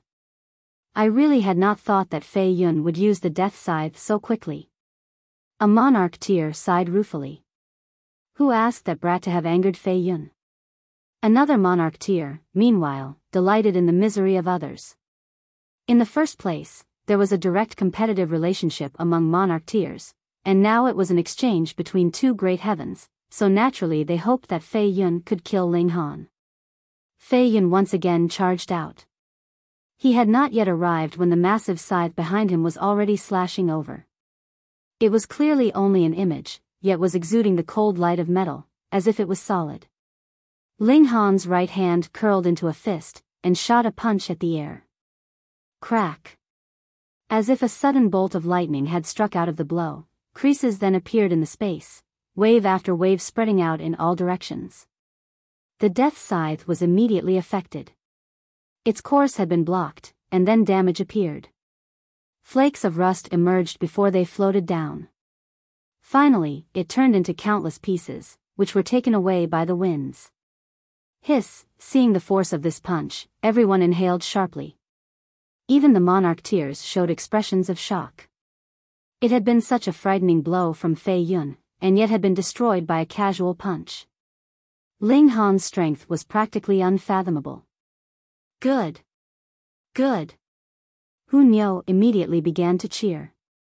The Empress, meanwhile, clapped her hands. The two women would disregard everyone else, and do whatever they liked. For example, other women would probably now be embarrassed to cheer for their husband, right? But not them. As expected, you are inferior to Shi Xiuwen, Ling Han said with certainty. Fei Yun's hands balled into fists. He was so furious that a vein popped out on his forehead. It was very rare for a prodigy like him to be angered by anything, but he very much valued his ranking. It was one of the reasons to motivate him to tirelessly work on his cultivation. Determination to become the strongest. But now? Ling Han had actually overlooked all his effort, actually thinking that he was inferior to even Shi Xiuwen, who was ranked 9th. Then didn't that mean that he could only be ranked 10th? How could he tolerate that? You are courting your death, he said menacingly. His right hand shook, and a black scythe appeared, bearing a strong resemblance to the death scythe above his head. He used some kind of secret technique, and another image appeared, turning into a gigantic human figure that gripped that death scythe. Soul slash, he roared, waving the scythe in his hand, and above his head, that human figure also waved the death scythe. Wang, an indescribable bizarre shock wave swept towards Ling Han. Ling Han was slightly surprised. It is indeed a slash on the soul. This blow is purely regulations taking form in an attack, and can also completely ignore physical defense, reaching straight to the mind, striking the soul and eliminating it. Unfortunately, this force is too weak. Ling Han showed an expression of disappointment. Though Fei Yun was only slightly weaker than Shi Xiuwen, this little bit of gap between them made him lose all his fighting spirit. He was just a piece of trash.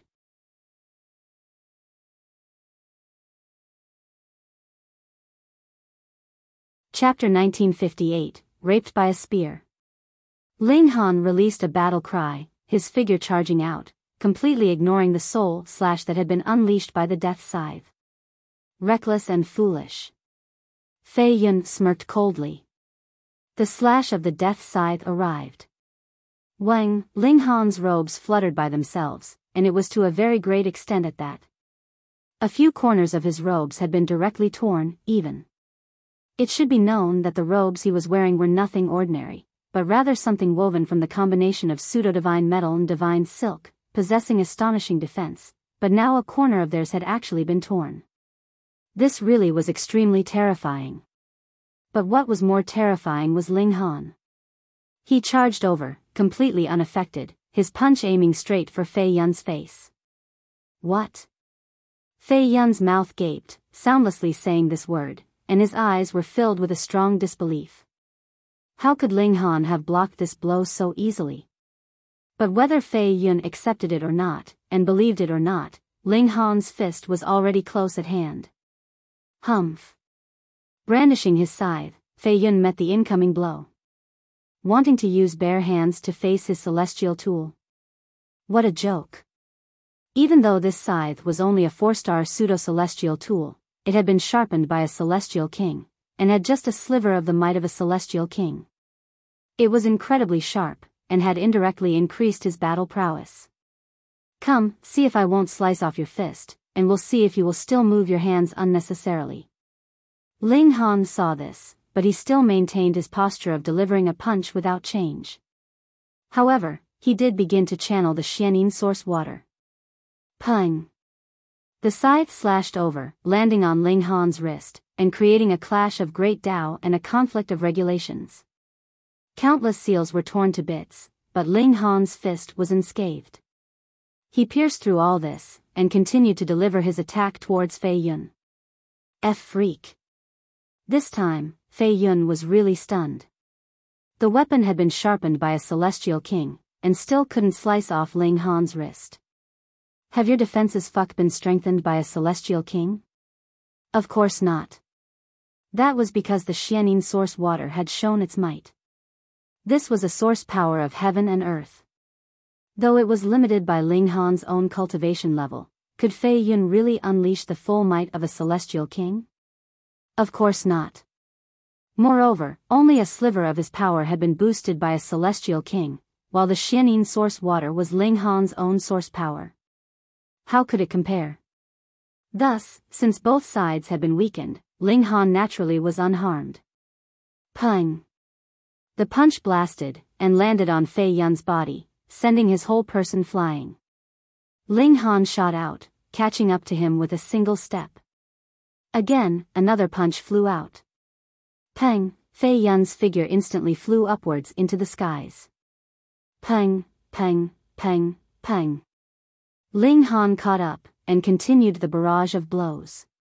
Fei Yun was really deserving of being a top-tier monarch tier. Even if he wasn't, he should be very close to it. Hi's whole person curled into a ball, his hands covering his face, and guarding this spot, which was also the most important region. This was enough to ensure he did not sustain heavy injury. Ling Han had a great many ways to pierce through this defense, like the 9 heavens flame, the Xianin source water, or using the 3 types of power of regulation that the Black Tower had, but against this kind of trash, did he have to use such high-level techniques? You want to be a coward, right? Fine. He shot out a foot. Pang! Fei Yun was instantly sent flying madly into the skies. Then, Ling Han summoned an iron spear. This was the wager that Mo Shuang had given to him, a pseudo-celestial tool previously owned by someone he did not know. Ling Han used the power of space. His figure flashed, and crossed the dimension of space. In a few moves, he caught up to Fei Yun. Then, he struck out the spear in a direct stab, aimed straight at the latter's behind. No! Though Fei Yun was grabbing his head, when the divine sense of a celestial expanded, what difference did it have with witnessing it with his own eyes? This spear was going to rape his A*S. His face had turned green.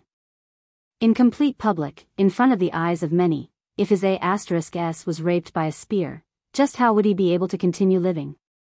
However, for the sake of protecting his vital points, he had curled himself into a tight ball, so how could he easily change the course of his flight? He hurriedly stretched out his body, wanting to use a movement technique. Even if he would suffer a blow to his thigh, he could not allow his A*S to suffer. But his body had just stretched out when this strike had already reached him. Pooh! Half the spear had instantly directly sunk in. Who asked him to deliberately stretch out his body, as if he was welcoming the penetration of the iron spear? Oh! He screamed in agony, his whole person stretching out into a straight line. Disgusting. Ling Han hurriedly flicked his hands, and tossed Fei Yun out. Pang! Fei Yun fell down from the skies, crashing heavily onto the ground, and producing a cloud of dust. He maintained a sprawled-out posture, while there was still a shaking spear that was stuck in his behind. In truth, he had not fainted. This kind of attack was not strong enough to cause him serious injury, but the crux of the matter was that this was a humiliation, so he did not even dare to raise his head. As a noble monarch tier, one that was ranked 6th even in the wide prosperity heaven, he had actually been A*S raped in public? Instantly, everyone from the wide prosperity heaven felt like they had a common enemy, turning their furious eyes on Ling Han, while feeling like Ling Han had humiliated the entire wide prosperity heaven. Public enemy. Ling Han was unconcerned. Since they were going to fight over the fiery flame lightning strike wood, he was going to defeat all order prodigies. Even if you hate me, go ahead. Worst come to worst, I will just suppress all of you. However, even though they hated him, not one person jumped out to challenge Ling Han. Fei Yun was a good example. Why isn't Lord Yi here yet? What about Fairy Shu? How about Tang Minglong? The prodigies of the wide prosperity heaven all called out loudly, their emotions excited. Yi was the existence that was ranked at the top of severing mundane tier in the wide prosperity heaven. No one knew if it was his surname that was Yi or his actual name that was Yi, or if it was actually just an alias. He was an extremely mysterious person, but his strength was astonishingly amazing, and it was undebatable that he was ranked first.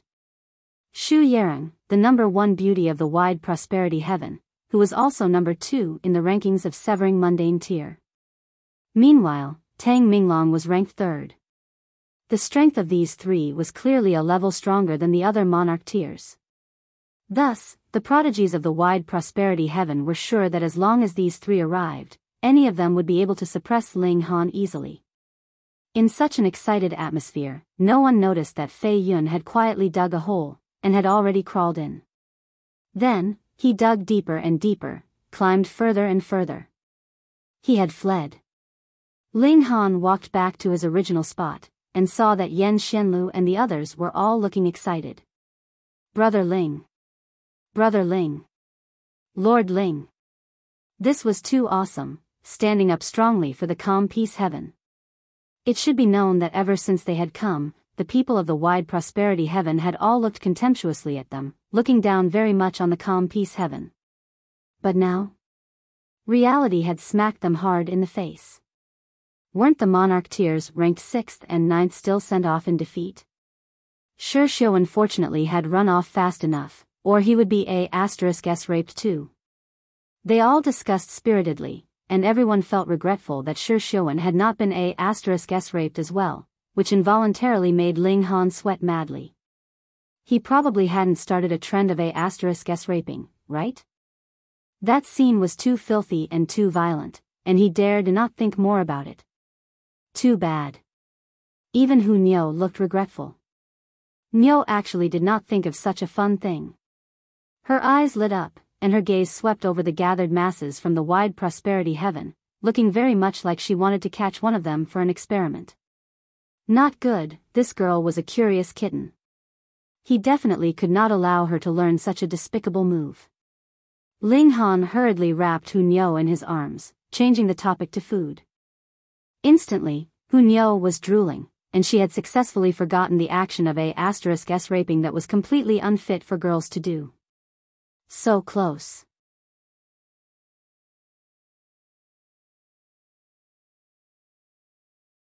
Chapter 1959, Top-grade monarch tiers arrive.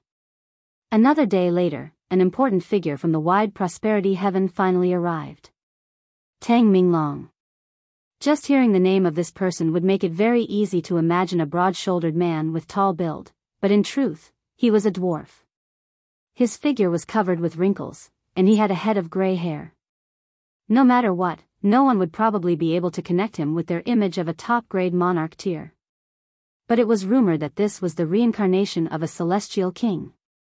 No one knew why a celestial king had to choose such an unbearable body, nor did they understand why the celestial king had not mended this body with his own ways. To all severing mundane tiers, this would only be a piece of cake, so it could not possibly be difficult for a celestial king to accomplish. If the rumors were true, and Tang Minglong was really the reincarnation of a celestial king, further thought would bring the realization of just how incredibly terrifying the new generation of the wide prosperity heaven was. If even the reincarnation of a celestial king could only be ranked 3rd, then just how powerful could Yi and Xu Yarang be? Lord Tang. A considerable number took the initiative to stand and greet him, and only the monarch tiers were relatively more reserved. So what if you were a celestial king? You had already dropped down to rock bottom, and all of us would be able to become celestial kings in the future, so who would have to fear anyone else? What everyone respected would always be true strength. Tang Minglong was standoffish, appearing to be slightly antisocial. Someone who had loose lips immediately pointed at Ling Han, and called, "Lord Tang, this person has insulted our whole wide prosperity heaven." Tang Minglong looked over. However, there was only a hint of confusion in his eyes. He did not speak up to ask further. That person hurriedly related the matters that had happened previously, and then looked at Tang Minglong impatiently, hoping that he would stand up angrily, and seek recompense for the wide prosperity heaven, as well as stamp down completely on the calm peace heaven. Trash was still trash after all. When Tang Minglong heard all this, his eyes turned on Ling Han and Hu Niu. His gaze flickered slightly. Then, he closed his eyes, and sat down in a cross-legged position on a huge rock, looking like he did not want to be disturbed by such trivial matters. Everyone from the wide prosperity heaven was disappointed by this, yet they could not compel Tang Minglong to make a move. They could only hope that Ling Han and Tang Minglong would meet each other after the Three Blooms Valley opened. We don't need to wait that long.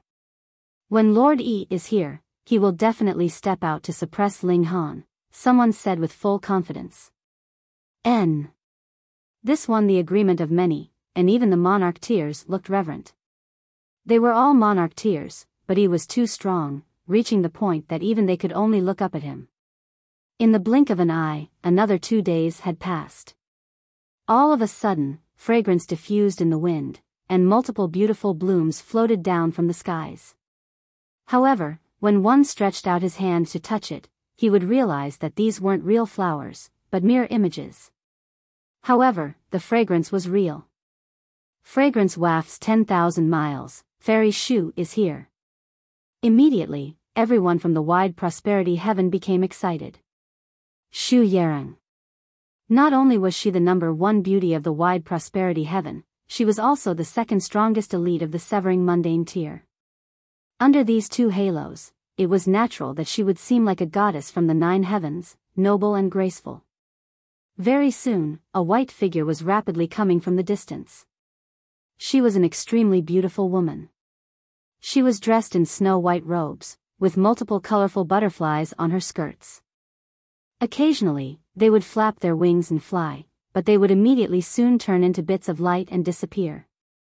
These were not real butterflies, but something formed by regulations. Ling Han couldn't help but feel his heart jolt. This woman had not deliberately channeled any technique. This was the automatic manifestation of Great Tao, which was extremely shocking. This was the effect brought on by a divine fetus. Fairy Shu. Fairy Shu. Fairy Shu. All those from the wide prosperity heaven approached to greet her. Even Tang Minglong couldn't help but open his eyes, and glanced at Xu Yareng's face. His wrinkled face showed a strange expression, and then he closed his eyes back again. He continued to meditate, appearing to be unconcerned by all else. Xu Yareng was exquisitely beautiful. Though Lu Han was also a beauty, and she was ranked just below her, when the two women stood side by side, one would discover that Lu Han was obviously inferior to the former. However, everyone had no choice but to admit that whenever Xu Yareng had appeared in the past, she would immediately become the sole center of attention of the whole area, but it was a different case now. Her charms were completely suppressed by another woman. Hu Niu. No matter from which angle they looked at it, it was Hu Niu that was superior. Though this little girl did not have much of an image, just see, she was already eating in public, one hand holding a chicken thigh, and her mouth oily from her Fidanion's heart would still be moved by her beauty. To say nothing of Hu Niu, even those two women by her side were similar. One's face was veiled, but her figure was perfect and flawless. Furthermore, she had an unmatchable noble air. She could captivate anyone without any need to show her true appearance. The other was seductively beautiful. Her almond-shaped eyes were capable of saying words, enchanting and alluring. Xu Yang had clearly discovered their presence as well. She looked towards Hunyo, and a hint of shock flashed through her eyes. There was also an indescribable look in her eyes, a very complex mixture of astonishment and reverence. Naturally, another began to make complaints to Xu Yang, trying to sow discord. Xu Yang only smiled slightly. Instead, she nodded at Ling Han and Hunyo, and then walked to one side, waiting silently for the Three Blooms Valley to open. Fine, Xu Yang was not willing to move either. They could only anticipate then. This guy was incredibly vicious, and would start a fight at the slightest disagreement. He did not care whether he was in the right or not. He only had to beat his foe into submission, so even if he had been wrong, he would become right. Come quickly. One day passed after another. Time passed very quickly. Though several other emperor tiers had come aside from all the other monarch tiers had arrived, there was still no trace of A very great change occurred in the Three Blooms Valley.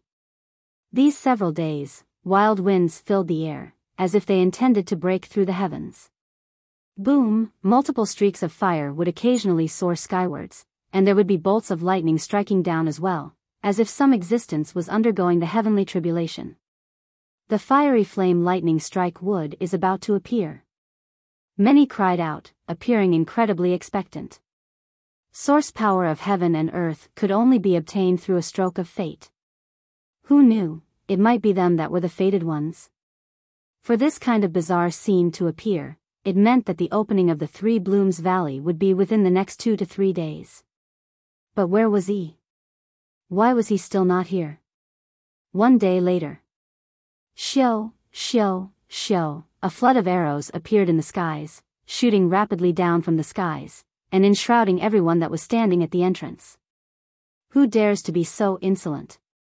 Humph. Damn it.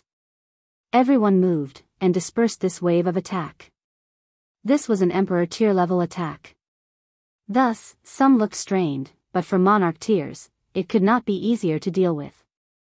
Xiu, another arrow streaked past, shooting straight for a Monarch tier. How dare you! That Monarch tier shot out a punch. Peng, the arrow of light shattered, but a flash of blood flickered across that Monarch tier's fist. He had actually been wounded by this blow. Everyone inhaled sharply. Clearly, the last attack had not been delivered with the full force of the person who had launched the sneak attack.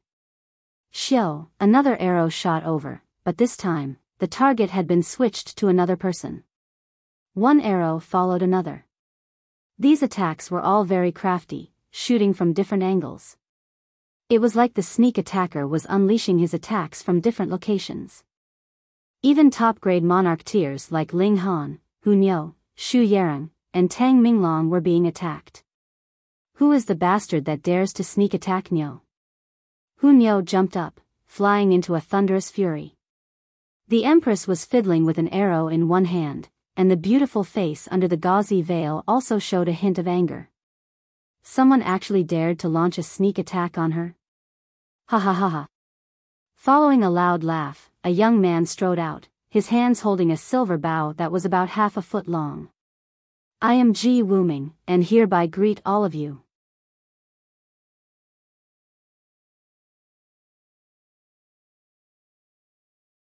Chapter 1960, Wuming, Celestial Tool. Ji Wuming. They all exchanged looks, and then shook their heads. This person was really Wuming. None of them had heard of this character. However, everyone immediately looked furious. This man attacked them without distinguishing any target, and had provoked so many people all by himself. Just how outrageously bold could he be? What is the meaning of this? A monarch tier asked with forced patience. The reason why he had asked instead of directly attacking was because the attacks that Ji Wuming had previously launched were all too weak. Without absolute uncertainty, how could anyone dare to make a move? What if it led to his own embarrassment? Moreover, there were still such top-grade monarch tiers like Xu Yang, Tang Minglong, and Ling Han present. Even if anyone were to stand up in resistance, it would not be them, right? I just wanted to take a look at all your strength, Ji Wuming stated calmly. This kind of answer caused a great many to be outraged. Just because he wanted to take a look at their strength, he attacked them without any prior warning? What if they were injured then? Of course, no one would say such words. How could it be that cultivators feared battle? The people of the wide prosperity heaven all looked at Xu Yarang and Tang Minglong, while the people of the calm peace heaven looked towards Ling Han and Hunyao. However, Xu Yarang and Tang Minglong were only staring at Ji Wuming, or to be more exact, staring at the white bow in his hands. Hunyao gave a soft "ee" and said, "I seem to have a little recollection of that bow." She thought for a while, then clapped her hands suddenly, and declared, "That is the minor heaven's complete bow." What? What? Ling Han hurriedly asked. Hunyao nodded, looking very serious and solemn, and said, "Nyo isn't very clear either. I just have some vague recollection. That is a celestial tool, and belongs to the very, very powerful category even among celestial tools." "That's right, minor heaven's complete bow." Xu Yarang continued. "The bow is made from the trunk of the world tree, while the string is made from a main tendon of a ninth heaven immortal dragon. One only has to pull the bow string slightly, and it would be able to shatter the heavens. World tree, ninth heaven immortal dragon. Among the source powers of heaven and earth, the world tree was one of the 9 great ancestral woods. A bow made from this wood should be unsurpassed by anything else. At most, another object would only be able to catch up to it. And the main tendon of a ninth heaven immortal dragon was even more frightening because the source power of heaven and earth could only represent celestial king tier, while a ninth heaven immortal dragon represented the pinnacle of celestial king tier. Merely these 2 objects were already supremely precious treasures, but now they were put together, and used to construct a celestial tool. The value of this was practically unimaginable. Hence, though this thing looked so small it seemed like a toy, its might was incredibly astonishing. If news of it spread out, even celestial kings would be tempted. Whether it was snatching it in public or stealing it secretly, they would definitely make a move. Even Ling Han was a little tempted, but as long as others did not come to trifle with him, he would not think of stealing just because someone else had something precious. Of course, the fact that Ji Wuming had attacked him without rhyme or reason just now was already enough reason to make Ling Han angry, and thus make a move. Hee, not too bad. Ji Wuming laughed. "Everyone, the opening of the 3 Blooms Valley is close at hand. A source power of heaven and earth will appear. You all don't mind if you have an additional competitor, right?" "Sir, which heaven do you belong to?" Xu Yarang asked. "Traveling the world, not belonging to any heaven." Ji Wuming gave a very vague answer. In truth, due to the fact that he called himself Wuming, it would be very, very hard for others not to pay particular attention to his identity. A top-grade monarch tier, and one that had a top-grade celestial tool, appeared out of nowhere. Why did everyone think that there was something off about this? Xu Yarang calmly said, "Everyone has a share of natural treasures. Obtaining it would have to depend on your own fortune and strength. I am quite confident in my own strength, though," Ji Wuming answered with a smile. His eyes swept over the gathered masses, a strange smile curling the corners of his lips. Then, he sat down at the side as well, closing his eyes to rest. Everyone was infuriated by this. This guy had just launched an offensive against them, and now he actually dared to sit down right in front of them, looking like nothing whatsoever had happened. How could they not be angered by this? But neither Xu Yarang nor Tang Minglong looked like they had any intention of making a move, so the people of the wide prosperity heaven all wilted. On the side of the calm peace heaven, Ling Han was quite intrigued. He had a feeling that this Ji Wuming was the same level as Xu Yarang and Tang Minglong, and was worthy of being a strong rival for him. This caused his fighting spirit to begin blazing. Very good, he could now fight to his heart's content. The mystery realm has opened. Just at this moment, someone suddenly cried out. At the entrance, the mist was rapidly dissipating, revealing a valley path that was slanting downwards. It was very wide, about 3,000 meters wide, and it was very even, as if it had been sliced out with blades. Really, there were clear signs of the rocks having been sliced. It was absolutely impossible that these marks had been created through wind erosion. It is said that when the ultimate celestial kings battle, their battlegrounds could possibly transform into a natural mystery realm, someone said slowly. This Three Blooms Valley had also been formed in that way. Ahead of them, the mist was dissipating even faster and faster, as if it had suddenly been absorbed by the ground, and their vision became incredibly clear. Let's go. Someone immediately leaped out, entering into the valley. It was fine even if they were not the strongest. They only had to be the one to arrive first in front of the fiery flame lightning strike wood, and then they would gain a chance of being selected. Which one of those gathered here was not at least an emperor tier? Wasn't an emperor tier impressive enough? Thus, the stupid bird would fly first. Let's go too, let's go too. Hunyo shouted in excitement, arms wrapped around one of Ling Han's arms. All right, we'll go too, Ling Han said smilingly. He first drew the heavenly phoenix divine maiden into the black tower. Those whose cultivation levels had reached the dividing soul tier or further than that could not enter, but it did not mean that those below the severing mundane tier could easily enter. It only permitted severing mundane tiers. Hunyo ran energetically ahead.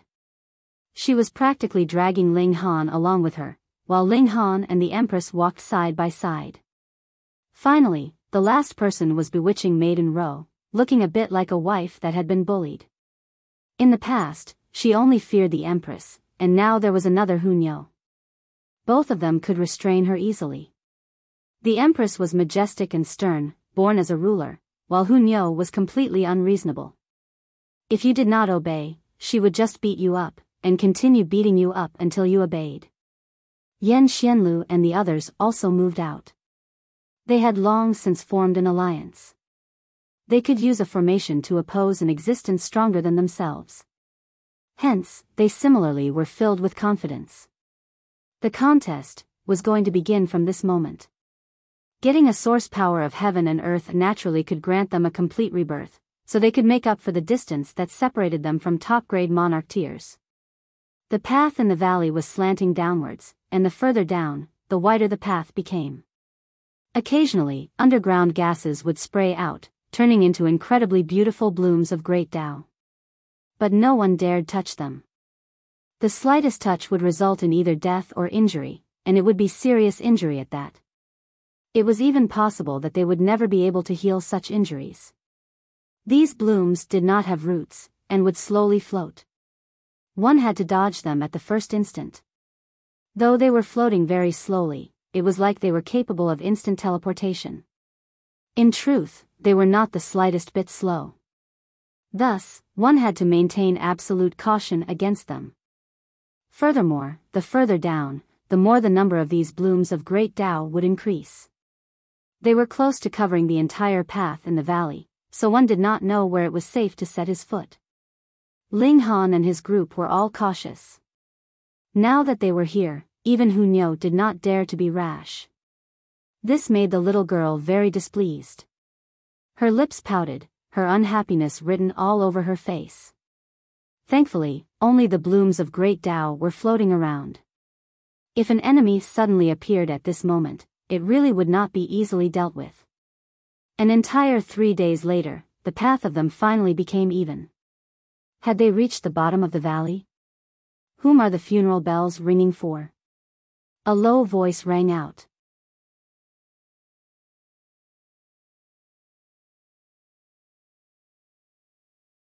Chapter 1961, Regulation of Slaughter. A person had appeared ahead of them. However, it was really very difficult to use the word person to describe him. He could only be considered a human-like figure. His body was covered with sharp spikes of varying width, some thinner, and some thicker, appearing very bizarre. These spikes were completely unlike adornments, but rather seemed to be growing directly from his body, and looked very natural. Ling Han and his group were surprised. This human figure had to be a being of the Three Blooms Valley. Otherwise, they definitely had not seen such a monster come in with them, and one that had managed to rush ahead of them at that. This place was actually capable of nurturing living beings? They did not hear Yan Xianlu speak of this. Ling Han did not think that Yan Xianlu would deliberately hide this kind of information. Of course, it was also impossible that the eternal prosperity celestial king had deliberately concealed it from his beloved disciple. Then, there was only one reason, and that was this monster had been birthed only in the last 100 million years. It could be tens of millions years ago, or hundreds of thousands of years ago. In fact, it could even be as recently as 3 to 5 days ago. How could the mysterious and profound nature of nature be easily guessed? And whom are the war drums made for? This human-like monster continued, his voice very low. Accompanied by the tone that he was using, he seemed like an old soldier that had lived through many battles, relating his reflective thoughts of war. Stupid monster, why are you acting all mysterious? Isn't it just because you want to fight? Come, Nyo will oblige. Hu Nyo called out loudly, but before the human-like monster made a move, the Empress had already charged out. Boom, she shot out a punch, and sword chi danced madly. Wayaya, you are so despicable, this is Nyo's. Hu Nyo stomped in fury, and charged out as well, attacking that human-like monster. Now that she had made a move, the strength of the human-like monster was clear to see. Yang soul. Against severing mundane tier, this should be completely one-sided. Unfortunately, whether it was the Empress or Hu Nyo, neither of them were ordinary severing mundane tier, but rather fifth severance monarch tiers. In terms of cultivation level, they were equivalent to Yang's soul, and in terms of battle prowess, they could still be invincible in a battle against an opponent that was one cultivation level higher than them. Which also meant that they could defeat even Yin's soul elites. Under the combined forces of these two women, how was this human-like monster supposed to resist? Peng, peng, peng. In a chaotic tussle, he was very quickly beaten up. What was strange was the fact that this human-like monster did not have a body. Under the masses of spikes, the body was actually empty. There was only a crimson stone that was like its heart. However, it was only as big as a segment of a pinky. Why do you have to fight with Nyo? Hu Nyo was not willing to give up the matter, and glared at the Empress. The Empress, meanwhile, couldn't be bothered to give her any regard, looking like she was treating her like a child, so she would not lower herself to Hu Nyo's level. Despicable witch. Hu Nyo stomped in fury, clinging on to the Empress tirelessly. She was determined to get a reply. There were times when she was really very obstinate. Ling Han, meanwhile, picked up that crimson stone. However, his hand had just touched it when a boundless red immediately surged out in his mind. Shadows of swords and blades presented a complete massacre. He immediately showed an expression of shock, and exclaimed, "Regulation of slaughter." The Black Tower also contained regulation of slaughter, and he had attained a superficial comprehension thereof, so he was not the slightest bit unfamiliar with this regulation of slaughter. The Empress was immediately interested, and came closer to see. Hey, witch, you haven't said why you have to fight with Nyo yet? Hu Nyo said, unrelenting. Regulation of slaughter? Bewitching Maiden Ro also approached, similarly filled with interest. You're saying that this contains the regulation of slaughter? The regulation of slaughter was outside of the 5 elements and lightning. Usually, there would completely be no chance to study it, so it was incredibly precious. Ling Han glared at her, and retorted, even if there is, it's none of your business. Bewitching Maiden Ro was irritated. This unromantic rude boor, she really wanted to strangle him. Ling Han tossed the stone to the Empress. He had the Black Tower, and could study the regulation of slaughter at any time, so he did not need this kind of thing. The Empress would naturally not act reserved with him, and put the blood-colored stone away. Bewitching Maiden Ro pouted slightly. She, too, wanted it, but Ling Han didn't even bother to ask her. He really was despicable. Which, Nyo is speaking to you? Hu Nyo was abruptly still unwilling to give up. With Hu Nyo constantly pressing for an answer, they walked ahead for about 2 to 3 miles, and another human-like monster covered completely with sharp spikes appeared again. Hu Nyo screamed, and hurriedly made the first move to attack. Very soon, she killed this monster. As expected, the sharp spikes fell, and it was completely empty inside, except for a small stone that was as red as blood. It's still regulation of slaughter. Ling Han nodded, and then tossed the stone over to the Empress again. Because the valley had become completely even here, and there was nothing resembling a path, but it had rather become a massive plain, they were like stones that had been thrown into the ocean, not creating even the slightest ripple. Everyone would definitely have chosen a different direction, and after walking for an extended distance, this difference would be huge. Thus, Ling Han and his group did not catch up to the people ahead of them, nor were they surpassed by those behind them. Whether they were still in the lead, or had fallen behind, they had completely no idea. Who? A strange animal sound rang out, and a weird demonic beast appeared ahead of them. From the looks of it, it should be a hog, but it was similarly covered with sharp spikes, which instantly made its size double, giving off a twisted feeling of pressure. I'll go. Bewitching Maiden Ro was the first to move. If this monster was still killed by Ling Han, the Empress, or Hu Niu, she would not be able to bring herself to ask for a share of the precious gems that contained the regulation of slaughter. But if she took the initiative to attack first, then even if she would only be watching from the sidelines for the rest of the battle, she could still bring herself to shamelessly ask for a share of the loot later, right? She moved directly. Her slender hand shook, and a wooden sword appeared in her hands, which she slashed out towards the blade hog. Xiu, sword chi surged out, turning into a brilliant light. This strike was struck on the blade hog, but not even a single spike had been severed. Instead, it made this blade hog focus on her, and a murderous aura instantly surged over. Bewitching Maiden Ro's beautiful face paled, and she almost passed out. This was regulation of slaughter, which was incredibly frightening. Even Ling Han's expression changed immediately, and he exclaimed, "Not good, this thing is Earth Soul level." Hong, long, the blade hog charged towards Ling Han and his group in a flurry of its hooves. Come, let's give it a try.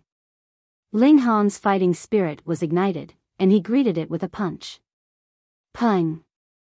Ling Han was immediately sent flying, so fast that his figure was like a cannonball that had been shot. Ling Han had been sent flying for close to several hundred miles before he finally managed to slow himself down. He saw that the part of his robes covering his abdomen had been torn, revealing a circular wound, and traces of blood had also appeared on his abdomen. He had actually suffered injury from this blow. Earth Soul level battle prowess was indeed terrifying. Ling Han rubbed his abdomen, and gritted his teeth. As expected of regulation of slaughter. Otherwise, merely Earth Soul alone would not have been able to damage his physical body so easily. This little injury was not enough to drive him into a breakdown, but the problem was that his attack was far inferior to his defense. Fighting with this blade hog only meant that he would be barraged with attacks, so what was the point? Flee? Hide into the Black Tower? Ling Han shook his head. In a motion of space teleportation, he instantly appeared in front of that blade hog. He drew the divine demon sword, and delivered a strike. Wang, majestic light unleashed in all directions as sword chi filled the skies. The blade hog naturally would not be afraid. With a shake of its body, countless spikes shot out, blasting towards Ling Han. In that short instant, this blade hog had turned into a naked hog. Ling Han stretched out a hand, and lightly said, "Time, stop."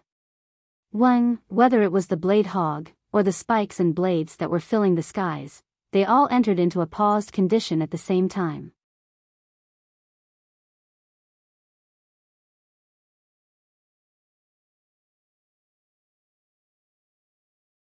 Chapter 1962, Celestial King Bloodstone.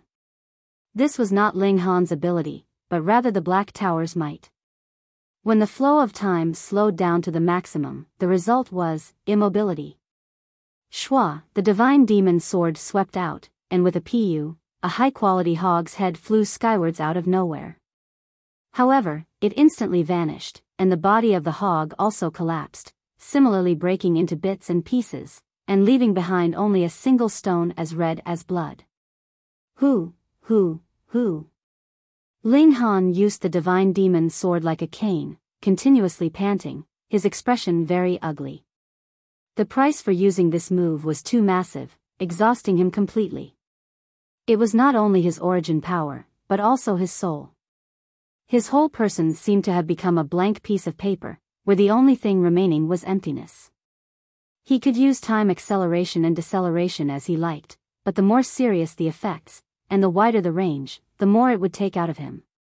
This apex immobility of time made Ling Han directly lose all ability to continue battle. Furthermore, this move could only be used once a month in real time. It was useless even if he went into the time cultivation chamber. The Black Tower would need to draw out a certain energy from real space. Ling Han, you are so awesome. Hu Niu immediately pounced. You managed to kill even an Earth Soul level monster with a single move. So awesome, so great, Niu wants to have kids with you. Everything the little girl said was all for the sake of the last line, yet Ling Han was only willing to embrace her and kiss her, which made Niu very displeased. Peng, Ling Han was immediately pushed down by Hu Niu. At this point, he did not have the slightest bit of strength left. Hu Niu giggled, and planted kisses on Ling Han's face non-stop. Not only did she kiss him, she also licked and bit him, acting very much like a little kitten. Meanwhile, bewitching Maiden Ro was incredibly stunned. That creature just now was an Earth Soul level monster. And Ling Han had actually killed it with a single strike. Just how strong was he? Yet she did not know that this was not Ling Han's own battle prowess, but rather the might of the Black Tower. It could only be used once a month, and had almost drained Ling Han completely. If there were a few more enemies, that would only be a suicidal action. However, this time she could shamelessly pick up that blood-colored stone. But the moment she moved, she saw that the Empress grabbed the stone in her hand with a wave of her hand. Sister, she called out plaintively. The Empress swept a stern eye on her, and said, I have my own plans on the allocation. Oh. Bewitching Maiden Ro twiddled her fingers. In front of the Empress, she would not have the slightest temper. Girlie, get up. Ling Han was almost suffocated by Hu Niu's kisses, yet the other two women did not seem like they had any intention of giving him a hand. Hu Niu giggled, and said, let's have babies. This was constantly in her mind.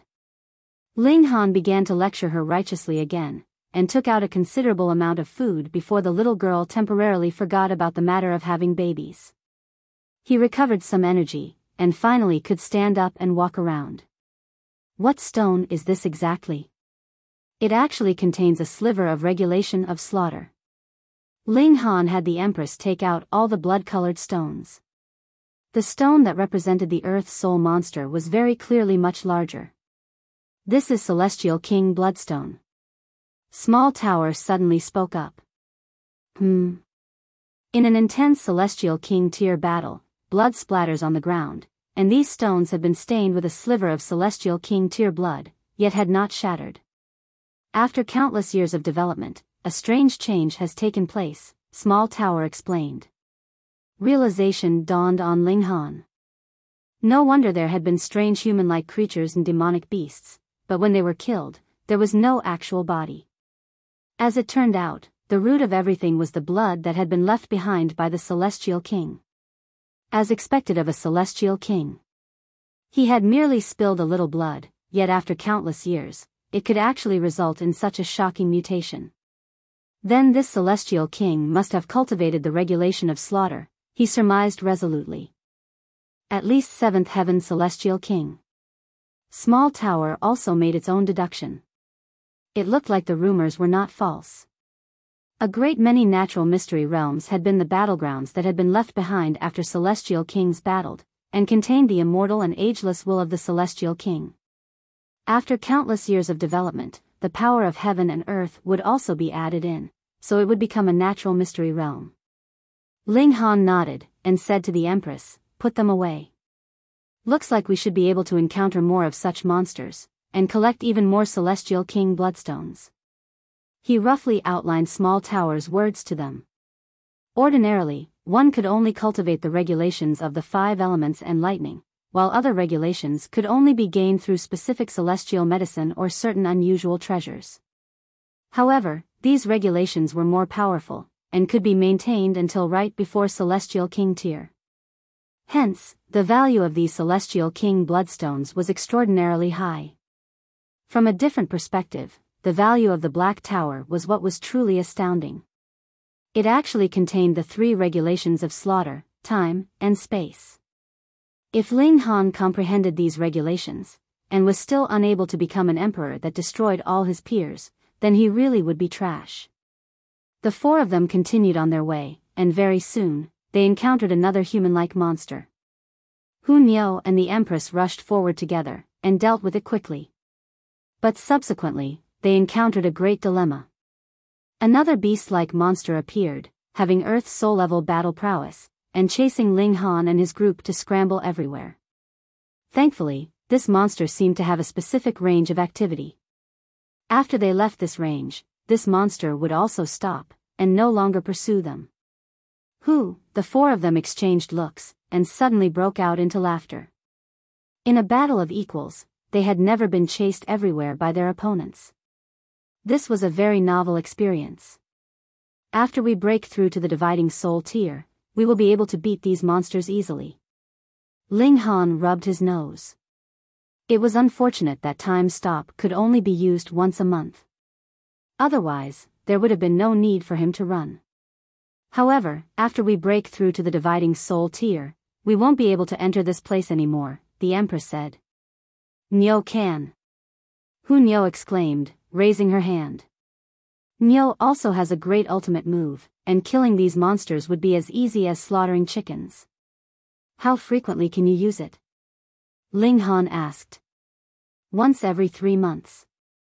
Hu Niu raised 3 fingers. Ling Han nodded, and said, don't waste it on these minor characters. Unless in a life or death situation, don't use it. This is to be used to save your life. Okay, Niu knows. Hu Niu nodded obediently. They continued to go deeper, and when they encountered Yang Soul and Yin Soul monsters, they would move to kill them.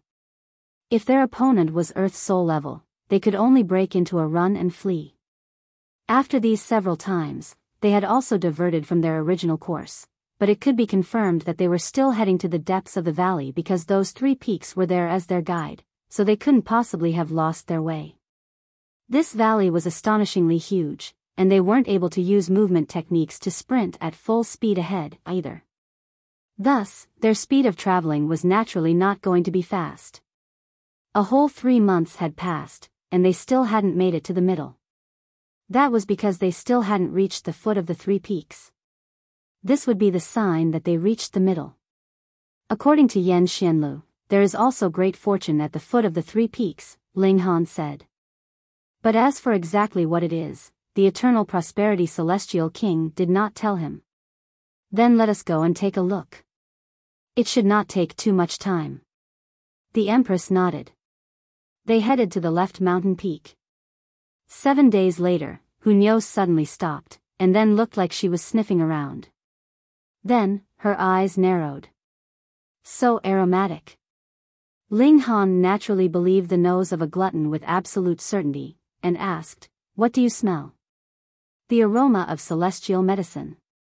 Hu Niu opened her eyes. So fragrant, at least 5 billion years old, and has reached small accomplishment at least. Then we need to go and take a look. The 4 of them changed course, with Hu Niu leading the way. They followed the aroma, and after they walked more than 100 miles, only then did Ling Han and the Empress smell a refreshing fragrance. As expected, they could not compare to a glutton.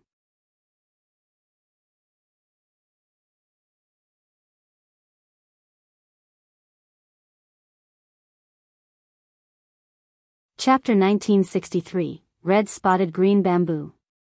The 4 of them advanced rapidly, and after just an hour, a pool that was as black as ink appeared ahead of them. An indescribable stench assaulted them, and there was a green bamboo growing in the center of the pool, long and thin. The green bamboo was like a drooping rod, close to 300 meters tall. It practically had no leaves. There were only 6 leaves growing at its highest point, and they bore a crimson fruit. Now that they had arrived here, the fragrance of the celestial medicine had instead vanished. Red spotted green bamboo. Ling Han immediately exclaimed. By now, he was already familiar with all the celestial medicines in the celestial realm. Even if some celestial medicine had been produced from crossbreeding, he could still discover what its parents were from the slightest clues. Seeing that the 3 women were still a little puzzled, he explained, "This is indeed a celestial medicine, but the portion that is valuable is not that crimson fruit, but rather those 6 leaves. They each contain different regulations of the Great Tao, and if they are consumed together, they would take effect simultaneously.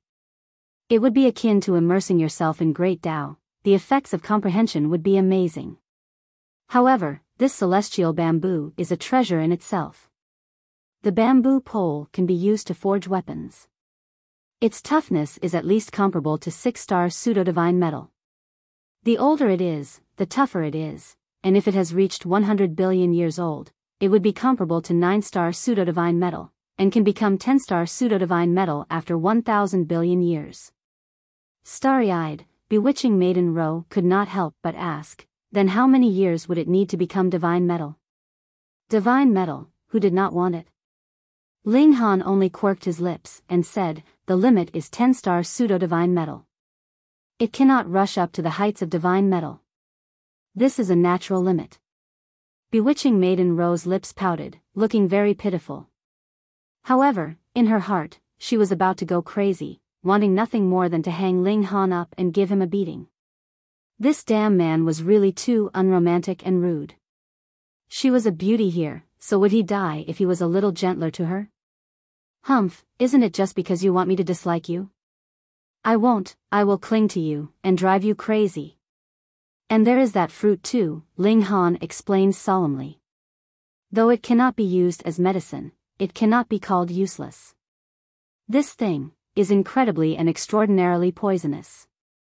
The moment the poison makes contact with your hand, it would be useless even if you chopped off your hand. Your whole person would immediately be melted into a pool of blood, which is extremely terrifying.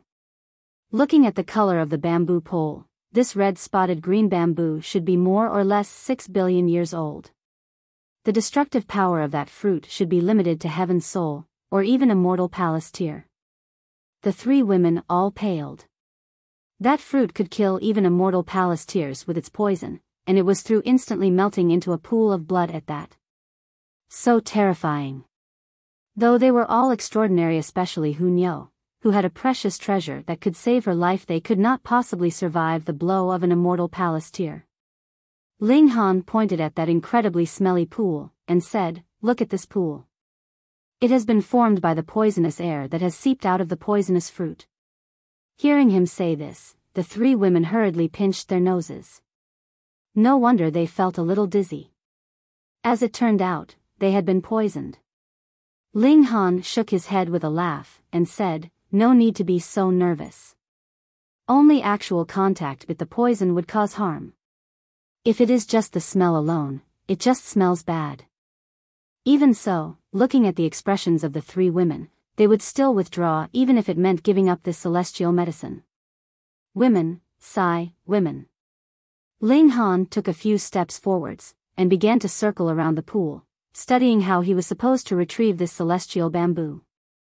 He first moved directly, his origin power forming a hand to directly extract the celestial bamboo, but it was as if this celestial bamboo had been joined with the ground here. If he wanted to pull out the celestial bamboo, he would have to pull out the ground here. If this was another place, this actually wouldn't be much of a problem either. With Ling Han's present power, to say nothing of the ground here, even if it was a few dozen stars added together, he would still be able to carry them easily. The problem was that this was a natural mystery realm, and there was a great amount of celestial king blood spilled here. There was some nameless change taking place here, so heaving up the ground here became an impossible feat. He pushed the hand of origin power forwards a bit, but sizzling sounds immediately rang out. The giant hand of origin power was presently being rapidly corroded, and he could clearly see that a giant hand had become a half, and then disappeared completely. Ling Han gave a muffled grunt, and when he raised his hand, he saw that a black seal had actually appeared on the palm of his hand, and it was still spreading. This was the poison of the red-spotted green bamboo. Ling Han hurriedly channeled the indestructible heaven's scroll. Wang, golden light appeared on his hand, and an incredibly noble seal appeared, then suppressed, and soon destroyed that black-colored seal. Such terrifying poison. He had not made direct contact at all, and it had still been transmitted over from the giant hand of origin power, and it could still cause such frightening damage even then. Then if it was direct contact with the poison water, that really would mean instantly melting into blood. He would not even have the chance to channel the indestructible heaven's scroll. Being capable of killing an immortal palace tier elite with its poison was indeed no joke. Ling Han frowned. This poison should only be transmitted through direct contact, but why had it taken effect and it was just contact with the air here? He took a closer look, and gave an "oh." As it turned out, the temperature of the pool was slightly high, so steam was rising from it. And it was this steam that had touched the giant hand of origin power, transmitting the poison. At the beginning, the giant hand of origin power was at a high enough point, so it had not been touched by the steam, but when it descended slightly, this caused the poison to explode. Ling Han shook his head. This really was a little troubling. How was he supposed to retrieve the celestial bamboo then? He turned to look at the three women. If there were more of them, they should be able to come up with more ideas. The three women all shook their heads. They did not want to risk getting in contact with the poison in the slightest. It should be known that every part of their skin was supple and soft. If it was even the slightest bit damaged, and they were no longer beautiful, what were they supposed to do? Even Hunyou was no exception on this point, no longer as carefree as she had been. Ling Han could only think of an idea on his own. Use the divine demon sword? This was a future celestial tool, and while it was a little weak at the moment, it should be able to resist the poison. Ling Han tried it out, and true enough, the divine demon sword had no fear of the poison, and would not be corroded. However, this weapon was only at the level of 3-star pseudo-celestial tool at present, so what could it do to the toughness of the celestial bamboo? If a 3-star pseudo-celestial tool would be cut by a 6-star pseudo-celestial tool, what justice was there left in this world? Ling Han used another method, wanting to empty out the waters in the pool. Then, he would be able to dig out the roots of this celestial babu, and easily retrieve it. But the problem was, what vessel could bear the corrosion of the poisonous waters? The moment lower-level pseudo-divine metal was placed in, it would be turned into dust, and the divine demon sword could not be used like a pail either. Ling Han was stuck in a dilemma. This treasure was just in front of his eyes, yet he could only look at it from afar and lament? His thoughts ran furiously, and he came up with another idea. Burn. Ling Han had the three women retreat far away, and then channeled the 9 heavens flame towards the pool. Under such intense and blazing heat, he was sure that this pool of water would soon be burnt completely. That would lead to the same result. Out of Ling Han's expectations, this pool of water was very hard to evaporate. Half a day had passed, and just a little had been burned up. As long as there was an effect, that was fine. Ling Han firmed his will, and decided to just spend his time here. He pushed the 9 heavens flame to its limits. In any case, because of the limitation of his own cultivation level, it was impossible for the 9 heavens flame to release the full might of celestial king tier, so there was no need for him to worry about damaging the celestial bamboo. Additionally, because the 9 heavens flame was a source power of heaven and earth, there naturally would be no need for him to worry about being countered by the poison. Day after day passed, and the water level of the pool was also decreasing bit by bit. He was close to success.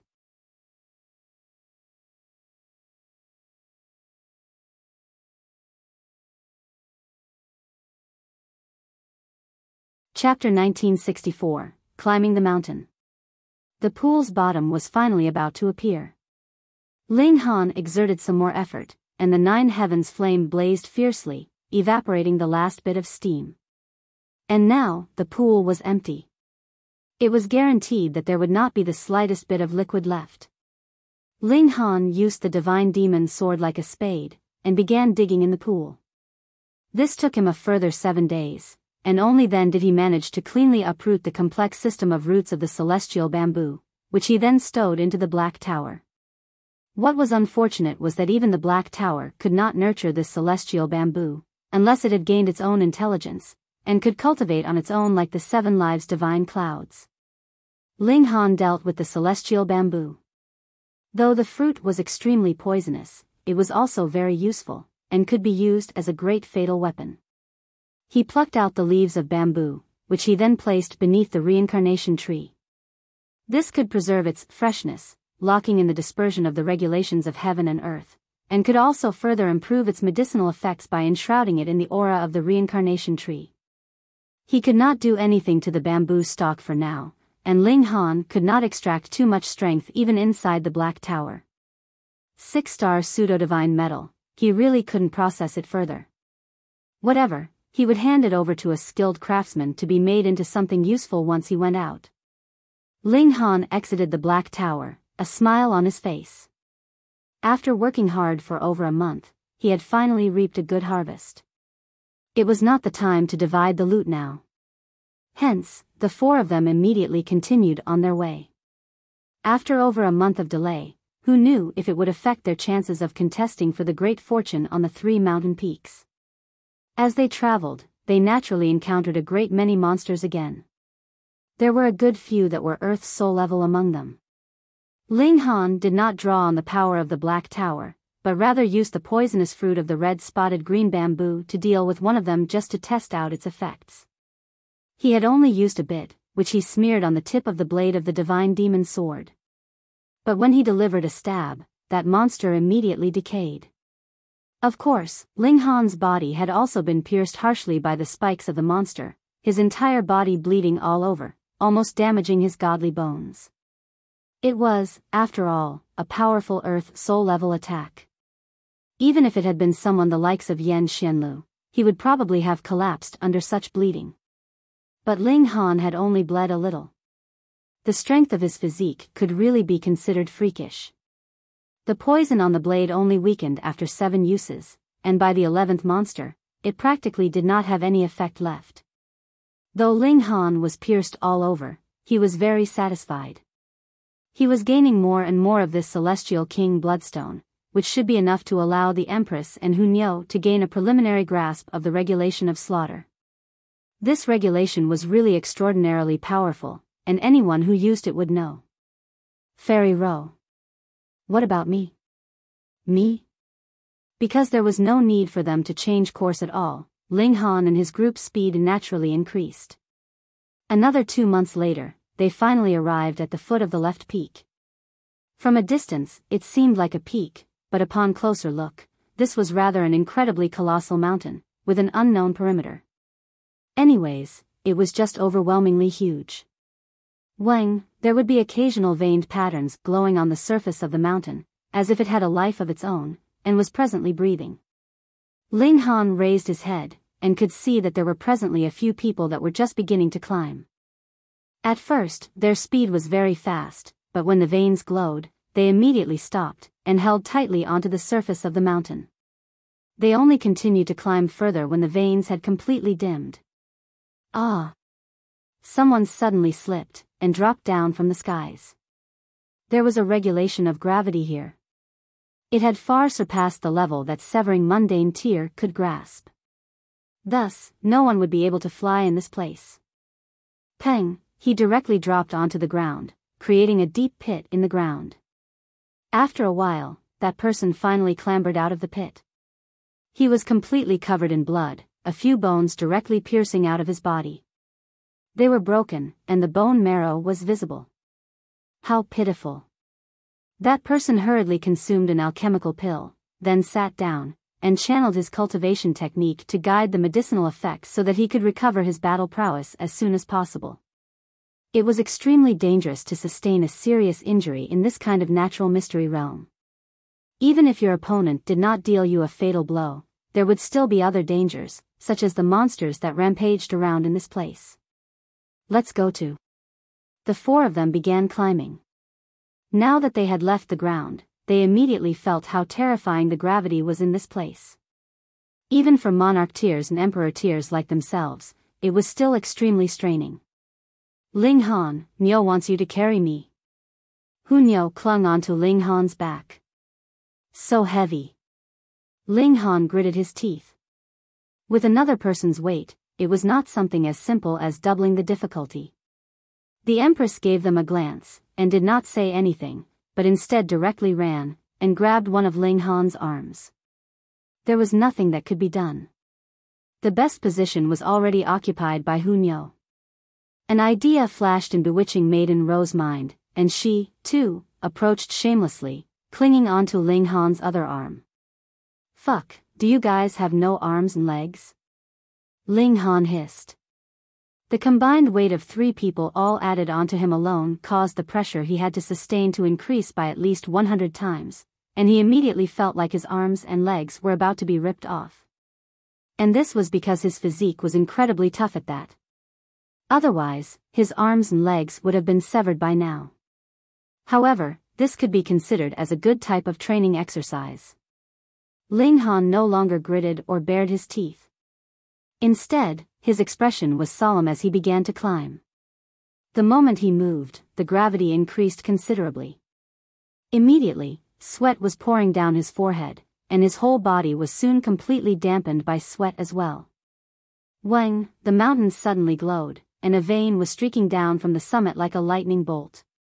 Though this was Ling Han's first experience, with a predecessor in front of him, he hurriedly remained stationary and unmoving, clinging tightly to the mountain with his body.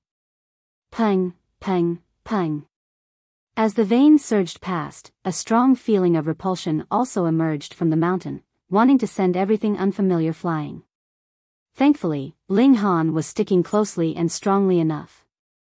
Otherwise, he would definitely have been sent flying with the 3 women that were on him. No wonder those people would remain unmoving at this time, yet some had still been sent flying down. It was indeed very powerful. Ling Han pulled himself together, and continued his upwards climb. His willpower was incredibly strong. Previously, he had even taken the black murderous curse on to temper himself. This kind of willpower was definitely freakish. Even if he was carrying 3 women, his speed was actually getting faster and faster. He was scaling the mountain like an agile monkey. After an hour, those who had been ahead of him were already within sight. Xiu, he surpassed them like he was a gust of smoke. That was a man and a woman, and from the looks of it, they seemed to be a couple because they were climbing very closely together. When Ling Han passed them by, the man deliberately leaned towards the woman, obviously protecting her. When they saw how Ling Han was not only advancing like he was walking on flat ground, and was even bringing 3 women with him at the same time, this couple both looked stunned, practically incapable of believing that this was possible. After a while, the woman sweetly said, "Brother Ma, I, too, want you to carry me on your back." "Fine, get on." The man gritted his teeth, and agreed. The woman leaped onto the man, and hung onto him. The man immediately hissed sharply, his forehead all creased. This was really too heavy. Gritting his teeth, he began to climb. But just like with a mortal that was carrying 1,000-pound weight, it was incredibly hard just staying still, and moving was practically capable of killing him. Just at this moment, a vein began to vibrate. The man hurriedly stood firmly on a mountain rock, but with the approach of the strong tremor, there was no way he could possibly hold on to the mountain rock. He had directly been sent flying. Ah! Ah! This couple screamed out simultaneously, a string of curse words streaking through their mind. It was all Ling Han's fault. If he had not been showing off in front of them, how could they have wanted to follow in his footsteps? This highly difficult technique of showing affection in public was indeed not something that everyone could learn. Fuck. Xiu, the 2 of them soon turned into 2 tiny black dots, no longer seen again.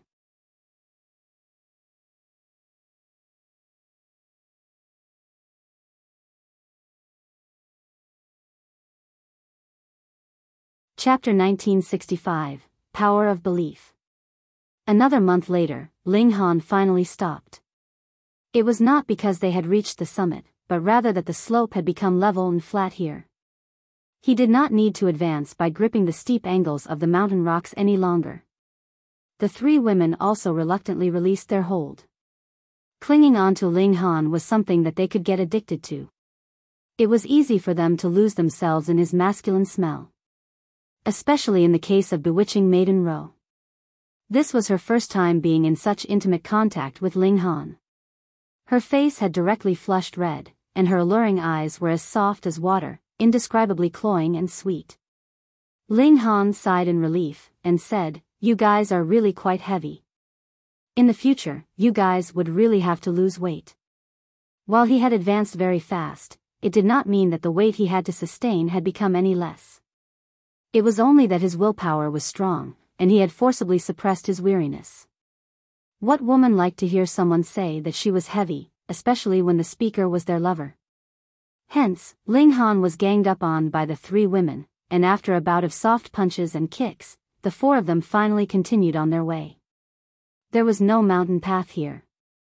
The craggy mountain rose and fell in succession, every mountain rock was strangely shaped and bizarre. Amidst a ringing cry, a celestial crane appeared, its wings flapping in the air. There was actually a person borne on its back. His brows and beard were completely white, and he looked quite sage-like. The speed of the celestial crane was very fast, and in a few flaps, it had already disappeared at the summit. Ling Han and the others exchanged looks, and could see shock in each other's eyes. What was going on here? A celestial crane had actually appeared in this natural mystery realm? Huh! The four of them exclaimed in shock at the same time because the craggy mountain rock around them had actually disappeared, and a wide, long path of white jade had appeared in front of them, winding all the way to the mountain summit. Even while standing here, it was as if they could see a majestic palace at the summit. Its walls were bronze, and exuded an indescribably imposing air, seemingly capable of suppressing the heaven and earth and time. In fact, they could even see that there were a great many people on the mountain path, worshipping on the whole way, as if they were the most faithful of believers. They would kowtow 3 times with every step, and were advancing to the summit at an extremely slow pace. With every bow, the bronze palace seemed to brighten a slightest bit more. Though this kind of chance was very negligible, Ling Han and his group, being either monarch tiers or emperor tiers, could still feel this kind of change. This is power of belief, Hunyo said. Belief is also a type of energy, and is a power that is unique to the world, and would not be controlled by great Tao. Even though a single believer's strength is weak, gathering the power of belief of thousands, of millions of believers would also affect a qualitative change. Ling Han nodded. Something like power of the nation?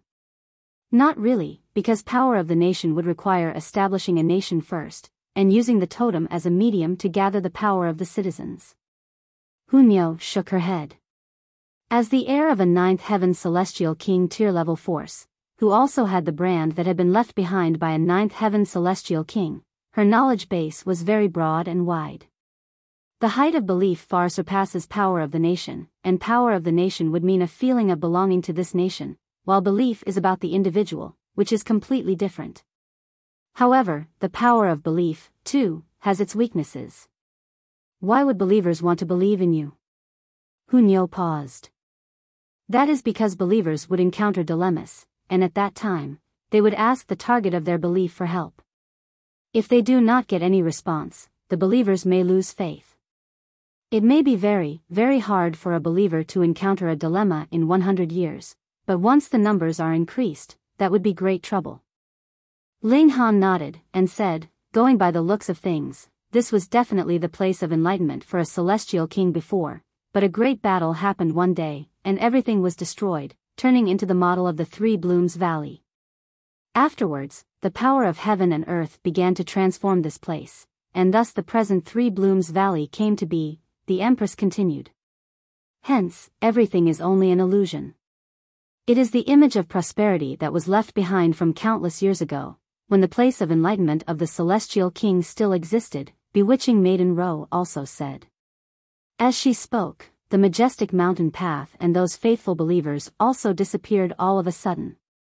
After all, this was only a fragment of the long passage of history, and had long since died, only available for later generations to reminisce.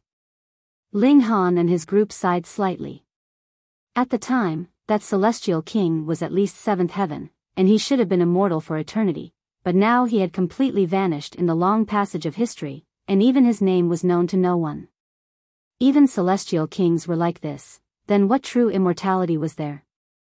How could one truly cast away the bonds of life and death, and exist for eternity? Hunyao began to wrinkle her tiny nose again. So fragrant.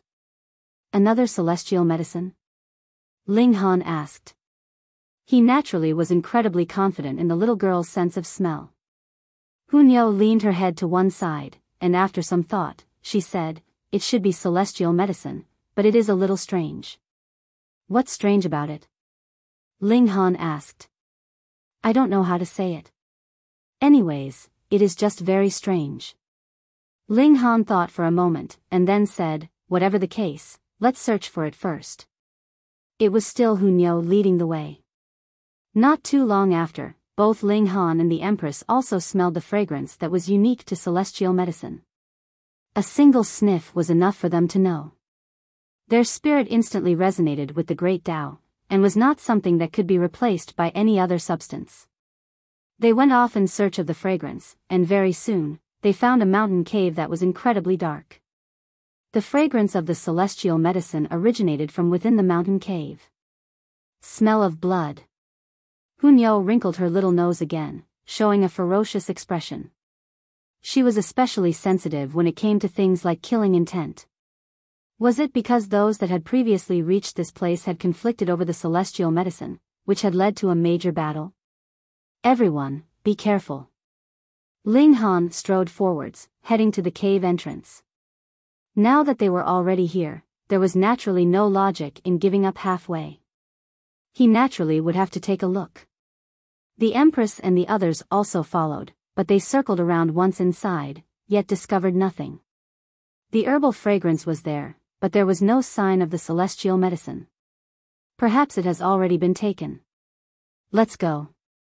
The four of them shook their heads, exited the mountain cave, and continued their way towards the summit. When Ling Han and his group had completely vanished, a person walked out of the mountain cave. It was Wuming. His eyes flickered, and he murmured, "All four of them are divine fetuses. If I can swallow them, my divine fetus would definitely be able to improve further. Too bad, those three are not easily trifled with, especially that little girl. She should be the reincarnation of an old friend. Forget it, let's catch enough fish here first, and then think of a way to swallow the divine fetuses of those four people. Someone else is coming." A menacing expression appeared on his face as he slowly retreated into the mountain cave. The refreshing fragrance of celestial medicine drifted out vaguely. A male figure streaked past, and then suddenly stopped. His eyes were fixed on the mountain cave, showing an overjoyed expression. This was a monarch tier of the wide prosperity heaven, ranked 13th, and he had astonishing strength. Inside the cave, vision would be affected, and the space was also limited. If someone lay in ambush to launch a sneak attack, that would be an extremely terrible thing that could happen. But he smiled proudly, and strode forwards boldly. As a powerful monarch tier, what was there for him to fear? Pung! He had not entered for too long when the sounds of intense battle were heard from within the cave. The mountain rock here was frighteningly tough, and even a battle between severing mundane tiers couldn't cause any damage. There were only terrifying storms of energy continuously barraging out of the cave's entrance. However, it had only taken a while, and the cave returned to a state of peace. Wuming walked out, a sliver of blood at the corners of his lips. However, with a lick of his tongue, it was wiped off cleanly. He showed a smile of satisfaction. "I am only missing 9 top-tier divine fetuses, and my heaven-seizing fortune technique will reach great accomplishment."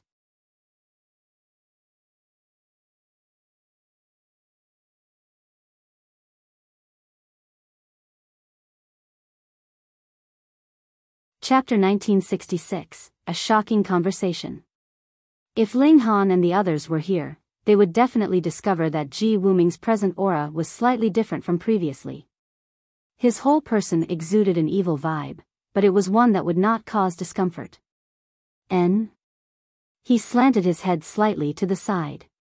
Someone else is here, but does not seem an easy target. Xiao. His words had not even been finished when he saw a man with short build appear out of nowhere. His whole face was covered with wrinkles, as if he was about to kick the bucket at any time. Tang Minglong. We should have met, right? Tang Minglong stared at Ji Wuming. Ji Wuming broke into a smile. Hadn't we just given our names a few months ago at the valley entrance?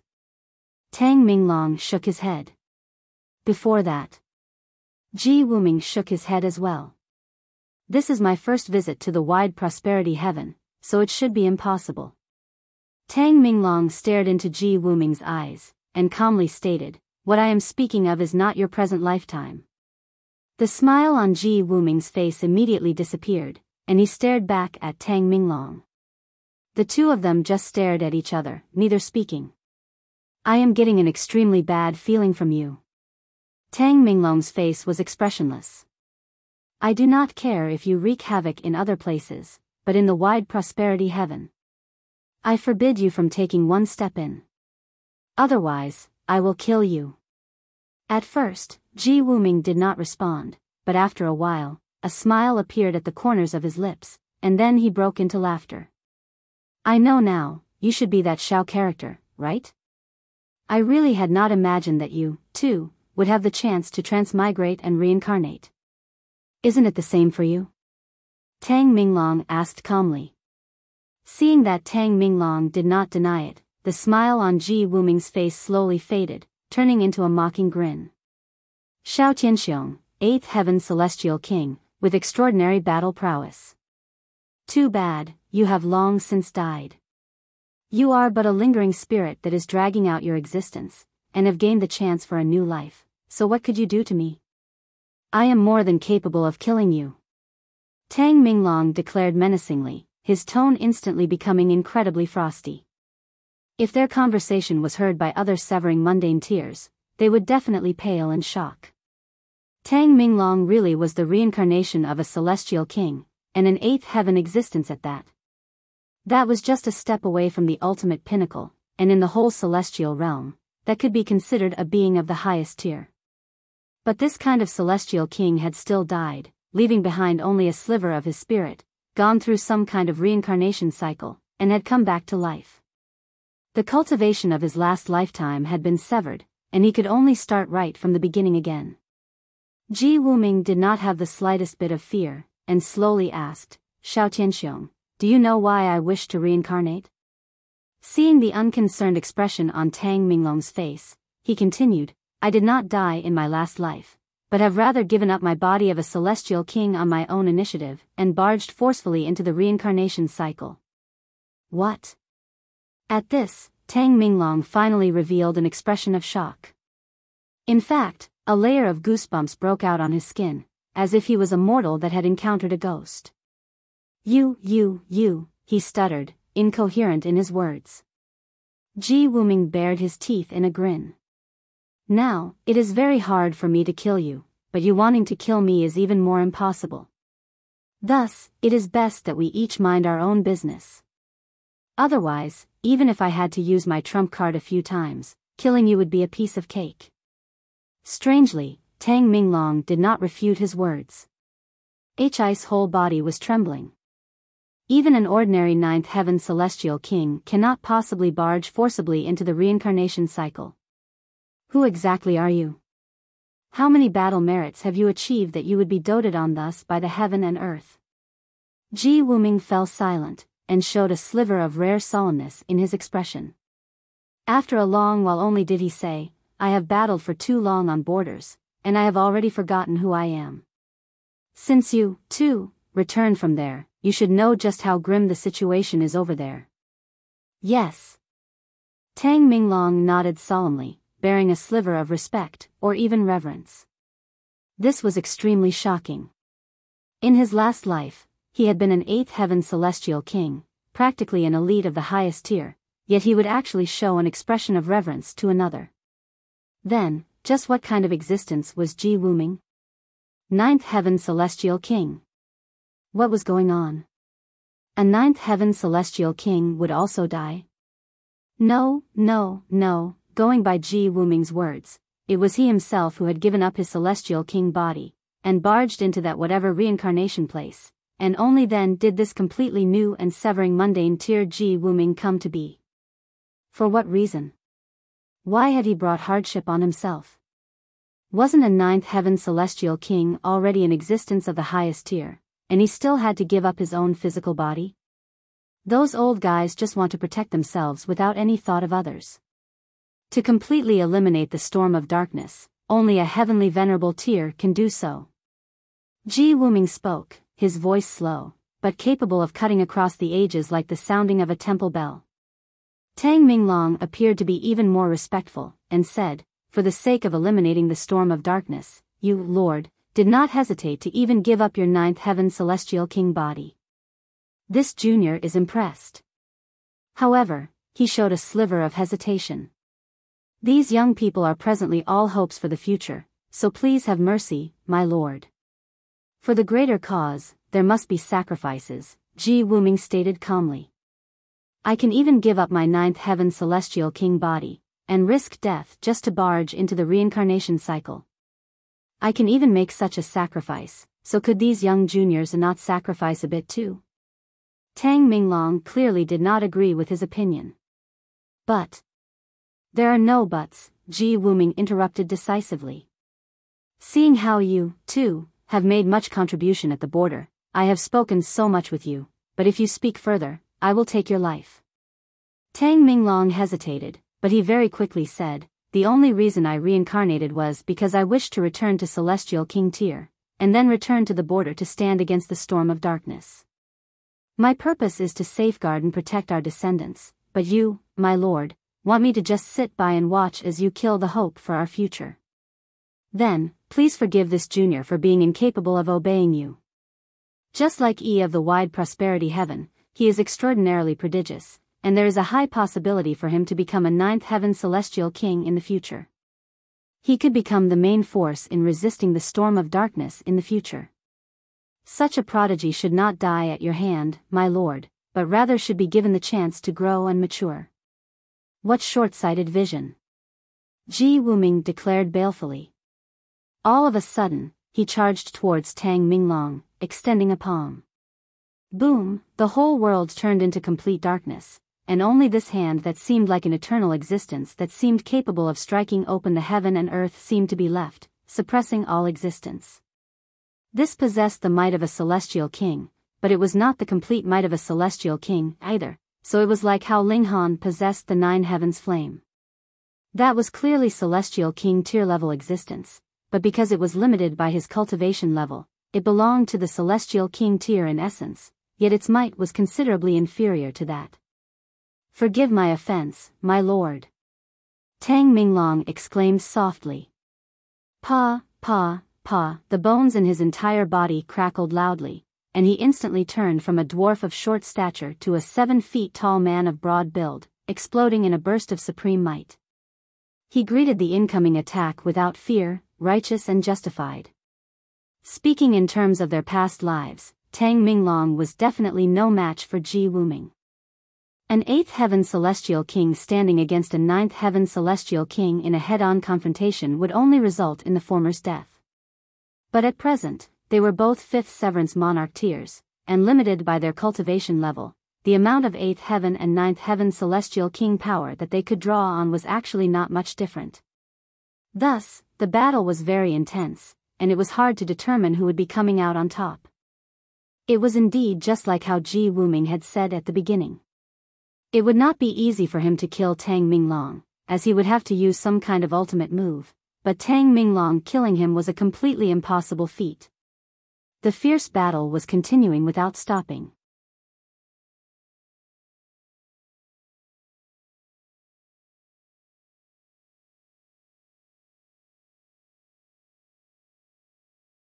Chapter 1967, True meaning of the Great Tao. After ascending to this height, there were surprisingly fewer obstacles.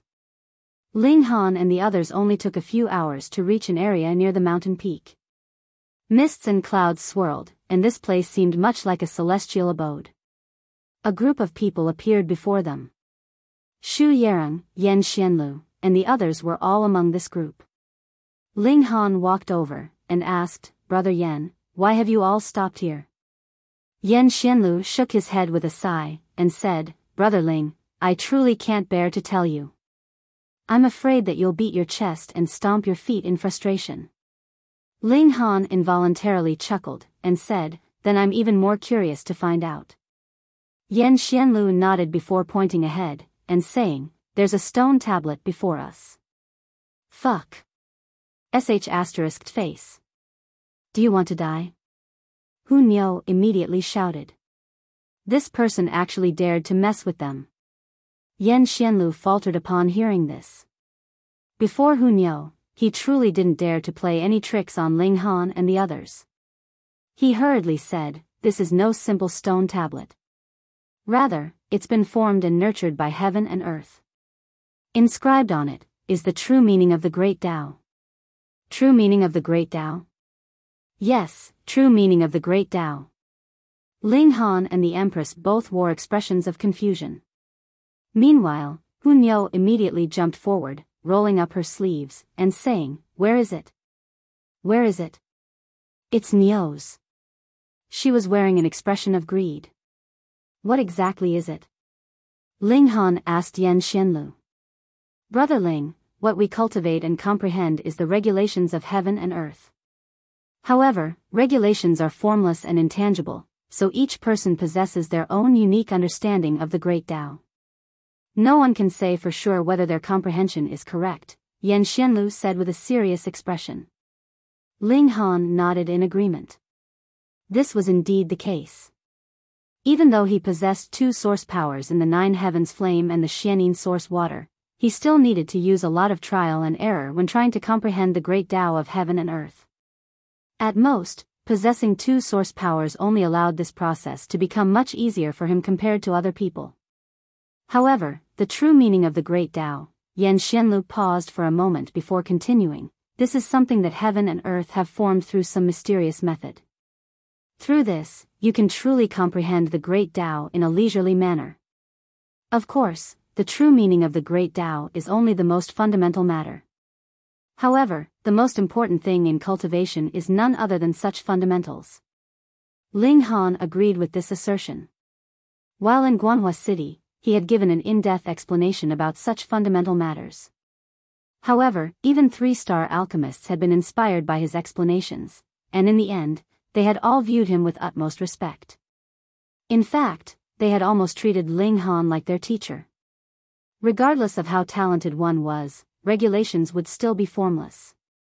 As such, it was almost impossible to obtain a perfect grasp of them. Even Ninth Heaven celestial kings would have some very slight imperfections in their grasp of regulations. However, with the true meaning of the Great Tao, everything would be different. By observing this true meaning, one could fix up their imperfections one by one. By doing so, they could eventually obtain a flawless grasp of the regulations. However, there are far too many regulations in the world, so it's hard to say which one this stone tablet is targeting, Yan Xianlu said. "Is there some kind of insurmountable abyss ahead? Why has everyone stopped here?" Ling Han asked with a smile. With such a treasure lying ahead, it was only normal that everyone charged forward with courage and excitement. Yet, they were all standing here for some reason. "It's not an insurmountable abyss. Rather, it's a sinister dog," Yan Xianlu replied. "Dog? I love to pummel dogs," Hu Niu shouted as she roughly pushed her way through the crowd of people. Even though many people stumbled and fell as they were pushed aside by her, none of them dared to say anything. After all, Hu Niu had already become renowned for her hot temper. Thus, they could only shoot a frustrated glare at her. "Wow! What a large toad!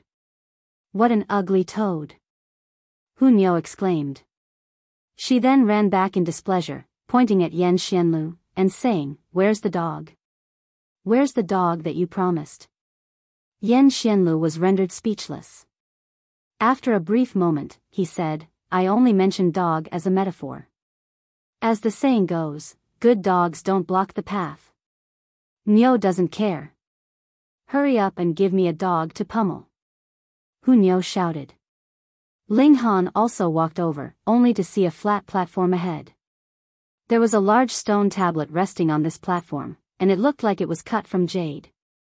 There were various symbols inscribed into this stone tablet, yet it was as if they were being obscured by a layer of mist. Even with his astonishing eyesight, he could only just make out the first few symbols. However, this was already enough to send billowing waves through his mind. A burst of murderous aura rose, and projections of swords and sabers continued to flash across his eyes. Regulation of slaughter. This was the true meaning of the regulation of slaughter. The others were unaware of this, because they hadn't cultivated the regulation of slaughter before. However, Ling Han had already cultivated this regulation for quite some time, so he immediately felt some resonance upon glancing at the symbols on the stone tablet. No wonder Yan Xianlu described the true meaning of the Great Tao as a precious treasure.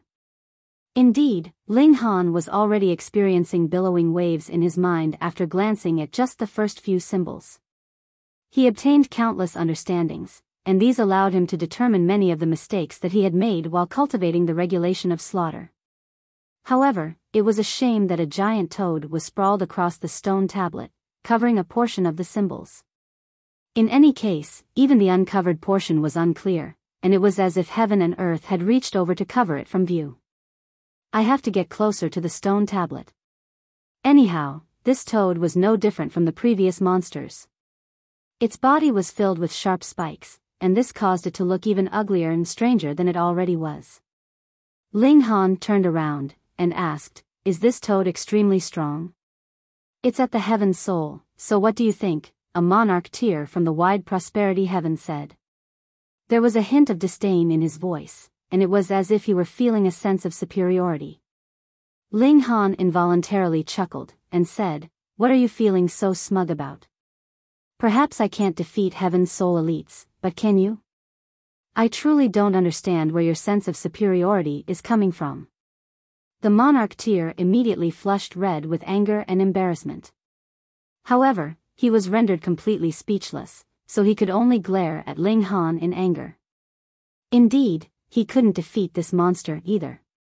However, after seeing those more powerful than him also suffering defeat, he couldn't help but feel a mysterious sense of joy. He felt as if they were no better than him. "Brother Ling, a monster at the heaven soul has already exceeded the limits of our abilities. If we fight against it one-on-one, that will be nothing more than seeking death. Why don't we put aside the differences between the two heavens first? Why don't we team up to shoo the monster away?" Xu Yarong walked over and said to Ling Han. Hu Niu glared at Xu Yarong and said, "Ugly woman, what are you trying to do to Niu's Ling Han?" She was like a cautious tiger protecting her food. Xu Yarong smiled and said, "You're more beautiful than me, and your cultivation talent is also superior to mine. That being the case, is there any need to be so afraid of me? Perhaps you lack confidence in yourself?"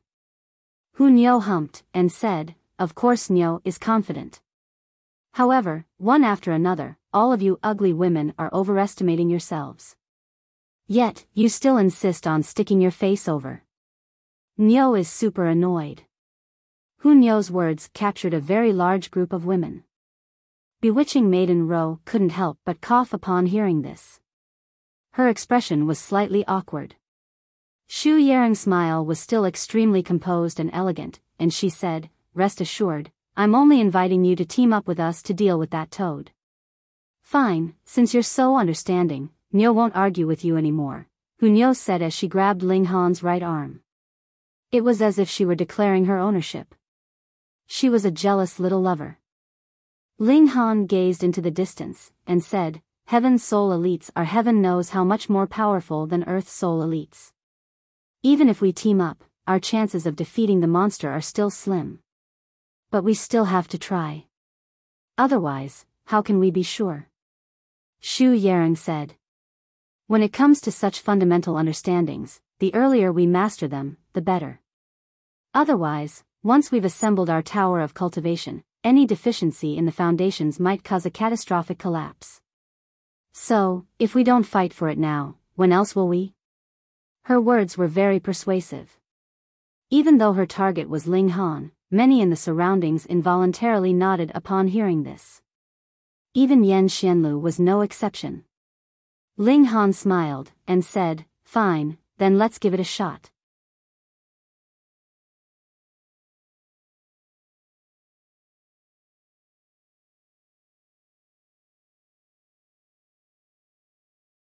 Chapter 1968, Toad. For the sake of the true meaning of the Great Tao, the wide prosperity heaven and the calm peace heaven temporarily put aside their differences. They decided to team up. Before coming here, everyone had already made the necessary preparations.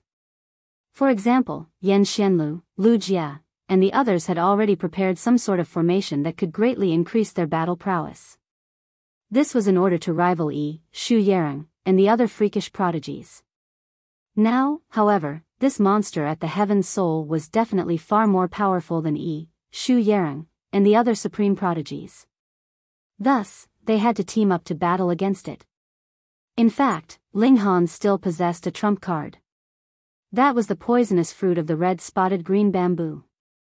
What did it matter that this was a monster at the Heaven's Soul? A single drop of juice from the poisonous fruit would immediately render it dead. However, Ling Han didn't want to use it now. After all, it was one of his biggest trump cards. As such, it didn't make sense to use it now. Everyone gathered together, yet they were still somewhat separated into smaller groups, each of which was in its own formation. Thus, everyone still seemed disorganized and dispersed. Xu Yang frowned, and said, "What's going on with Tang Minglong? He still hasn't come yet." He was someone who was as powerful as her. If Tang Minglong were here, their chance of success would be much greater. However, they couldn't wait forever. Anyhow, with the addition of Ling Han and Hu Niu, they could somewhat make up for the loss of Tang Minglong. At least, this was what Xu Yang thought. "Listen to my command," Xu Yang said. She was going to command this battle, and this caused the Empress and Hu Niu to feel extremely displeased. Why did they have to listen to her? However, Ling Han didn't care much about this. This was only temporary cooperation, so it wouldn't matter who acted as the leader. Go! Xu Yang took the lead and charged forward, slashing with her sword as she did so. A dazzling burst of light surged forward, carrying with it boundless and undulating regulations. It was as if heaven and earth were going to be forcefully sliced apart as the brilliant sword ray left a trail of darkness in its wake. The others also moved, and almost 100 prodigies unleashed their attacks in unison. Croak! The toad had initially been sprawled over the stone tablet and lazily sleeping. When the prodigies entered some boundary, however, it suddenly opened its sanguine red eyes, which were filled with a boundless aura of murder. It shook its body. Whoosh, whoosh, whoosh. The sky was instantly filled with spikes, which rained down on the prodigies. Each spike possessed a terrifying murderous aura, and it was as if they were paramount celestial tools that could obliterate all matter. Ling Han didn't know whether these spikes could truly obliterate all matter. However, they could definitely kill those at the fifth severance with ease. He had severely underestimated this toad. Ling Han hurriedly dashed to the side to protect the Empress, Hu Niu, and bewitching Maiden Ro. At the same time, he also channeled the indestructible Heaven's Scroll, raising his defenses to the max. Pu, pu, pu, pu. At least 7 spikes smashed into him in unison, unleashing their regulation of slaughter as they did so. Waves of black light swarmed, and they yearned to burn through Ling Han's defenses so that they could forcefully impale him. However, by channeling the indestructible Heaven's Scroll, Ling Han could definitely defend against attacks from those at the Heaven's Soul. The spikes were unable to penetrate Ling Han's defenses, yet the colossal momentum that they possessed easily lifted him up and sent him flying. Boom! Ling Han and the others crashed into a mountain wall behind them. Rumble. broken rocks and dust rained down. Meanwhile, Ling Han and the others finally came to a stop. However, apart from Ling Han, the three women all spat a mouthful of blood. Even though they hadn't been directly hit by the attack, the collision just then had still wounded them significantly. In fact, only Ling Han was unscathed thanks to the protection of the indestructible Heaven Scroll. As expected of a monster at the Heaven Soul, its attack is far too terrifying. However, this was only Ling Han's view. As for the others, just then, Ling Han had neither the time nor effort to concentrate on them. Glancing over now, what he saw was a large group of wounded cultivators. Some had been pierced in the abdomen, while others had been stabbed through the arms or legs. As for those whose divine senses had been breached, it was almost certain that they were dead. Even if they weren't, their expressions were as grim as could be. They were all ingesting treasured medicines or using other kinds of life-saving treasures to suppress the murderous aura of the spikes. Being at the Heaven Soul, this murderous aura would have a crushing power after entering their bodies. It could almost instantly breach their minds and obliterate their divine senses. Thus, for the sake of their lives, what couldn't these prodigies sacrifice? This was a miserable scene. There were hundreds of Emperor tiers and Monarch tiers, yet they couldn't even make it near the toad, and 7 of them had already been killed. In addition, dozens had been severely wounded, and only fewer than 10 had escaped with minor wounds. Shi Xiuwen had naturally only sustained minor wounds. Even though she had led the charge, her title as the second strongest severing mundane tier elite of the wide prosperity heaven was no exaggeration. Her battle prowess was extremely astounding at the very least, her defenses were definitely freakish. However, she certainly wasn't feeling smug at this moment. She was well aware of her own abilities, so there was naturally no need to feel smug. The problem was, how were they going to deal with this toad? It was far too powerful. In fact, she could dispose of this toad all by herself. However, she would need to pay a significant price. Moreover, it would also render her defenseless for a short while. Thus, she naturally couldn't choose this option, especially since there were so many people around. This was unless she could guarantee her safety. However, whom here could she trust? Anyhow, what could they do now? The precious treasure was right before them, so there was no reason to abandon it just like that. In the outside world, those at the Heaven Soul wouldn't have the right to refer to themselves as elites. Only those at or above the Immortal Palace tier had this right. Here, however, a monster at the Heaven Soul was much like an invincible being. Even Monarch tiers were helpless against it. How about, we look for the fiery flame lightning strike wood first, someone suggested. Alright, then you go, someone immediately said in retort. No one was willing to leave at this moment. After all, they had no idea where the fiery flame lightning strike wood was located. This was a colossal valley, so finding the fiery flame lightning strike wood would be no easy task. Moreover, even if they found it, whether or not they could receive acknowledgement from the source power of heaven and earth was another matter altogether. This was in stark contrast to the true meaning of the Great Tao. Upon obtaining it, no, as long as they could carefully observe it, they could definitely increase their own strength and benefit forever. These prodigies were no fools. Which of them didn't understand this? Let Nyo try. Nyo said as she wiped the blood from the corners of her mouth. Her eyes were filled with a dangerous glint. This toad actually dared to wound her? This truly caused her to feel enraged.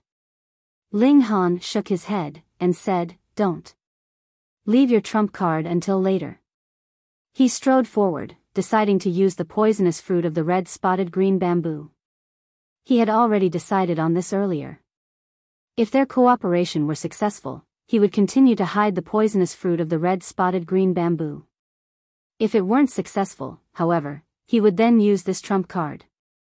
After all, it was always best to leave one's trump card until last. In any case, he was intent on obtaining the true meaning of the regulation of slaughter.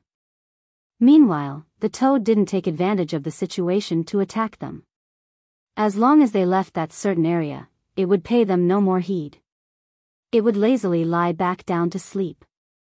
However, once Ling Han entered that area again, it immediately opened its eyes to stare at him. Xiao! It leaped forward at an astonishing speed, arriving before Ling Han in a flash. This clearly wasn't teleportation, yet it achieved almost the exact same result. Its blood-red tongue lashed out like a lively spear, aiming to strike Ling Han's face. Pa! This attack was far too quick and far too intense. Ling Han had no time to dodge, and his face was immediately struck. A searing pain instantly shot across his face. It was as if the regulation of slaughter had transformed into a drill that was carving away at his face. Moreover, this was already thanks to the protection of the indestructible Heaven Scroll. Otherwise, this attack would have definitely annihilated his face. Now, it's my turn to attack. Ling Han slashed down with his sword, yet he felt absolutely no resistance. As it turned out, he had already been sent flying by the toad's attack. Hu Niu and the Empress immediately dashed forward to catch him. Ling Han, your face has been smeared with toad spit, so should Niu kiss you in the future or not? Hu Niu asked in a vexed voice. If she kissed him, that would seem far too disgusting. If she didn't kiss him, however, how could she endure this? Thus, she felt extremely vexed at this moment.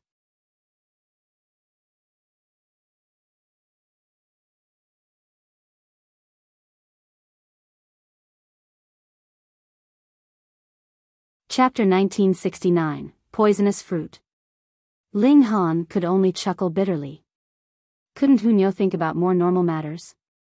He stood up, and as he gazed at the sleeping toad, he replayed the previous scene in his mind.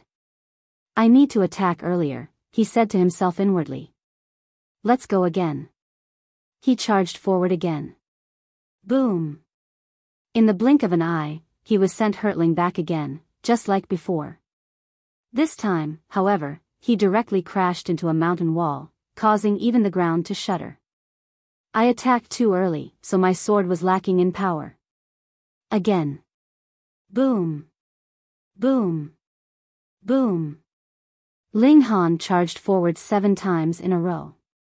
However, his attack was always either too late or too early. This greatly decreased its might, rendering it unable to penetrate the toad's defenses. In turn, he was unable to poison the toad. The other prodigies were all humored yet astonished by this. Was he here to fight the monster or be an asterisk led by the monster? How many times was this? Yet, Ling Han still insisted on charging forward. Moreover, everyone was well aware of the toad's power. Even Xu Yang didn't dare to face it head-on. Yet, Ling Han was still unscathed after facing it 7 times in a row. Just how terrifying was this? This person is also a freak. There was a glimmer in Xu Yang's eyes, and she thought to herself, he definitely isn't a celestial king who's toying with reincarnation. However, if he isn't a celestial king, how can he be so powerful? Perhaps he's also a supreme freak?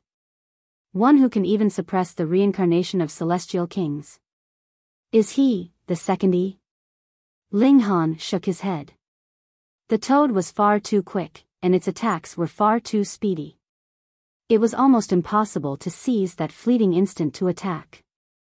If he wanted to strike this monster, he would need to make at least several hundred attempts. However, he could only channel the indestructible Heaven Scroll a limited number of times. He could only channel it a maximum of 3 more times. He needed to succeed soon. I have to use the regulation of time, Ling Han thought to himself. Moreover, he also had to draw on the power of the Black Tower. Otherwise, with his 5th severance cultivation, his power of regulations could rival those at the Yang Soul. It was extremely unlikely that he could wound those at the Heaven Soul.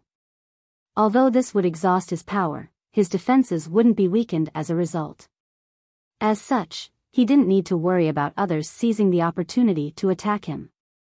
In any case, both Hu Niu and the Empress were powerful enough to guarantee their safety. As for Bewitching Maiden Ro's battle prowess, Ling Han completely ignored it. Bewitching Maiden Ro. I can give it a try.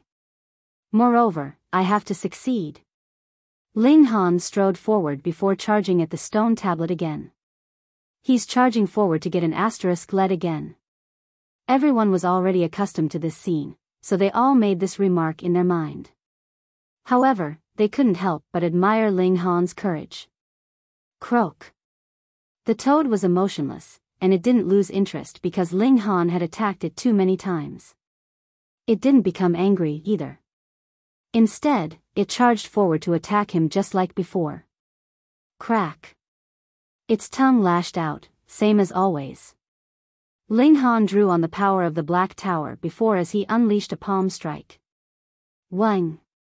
The toad suddenly stopped in its tracks. It hovered in the air in an uncanny manner, yet it quickly regained its ability to move in the very next instant. It continued to dash at Ling Han. Those at the Heaven Soul were far too powerful, and the regulation of time could only freeze them for less than 1/100th of a heartbeat. However, this was already enough time. Ling Han leaned slightly to the side, preventing the toad's attack from striking him head-on. However, because the toad had been frozen for too little time, its tongue still lashed into his body, sending him flying again. It was also at this moment that Ling Han thrust forward with his hand, releasing the Divine Demon Sword.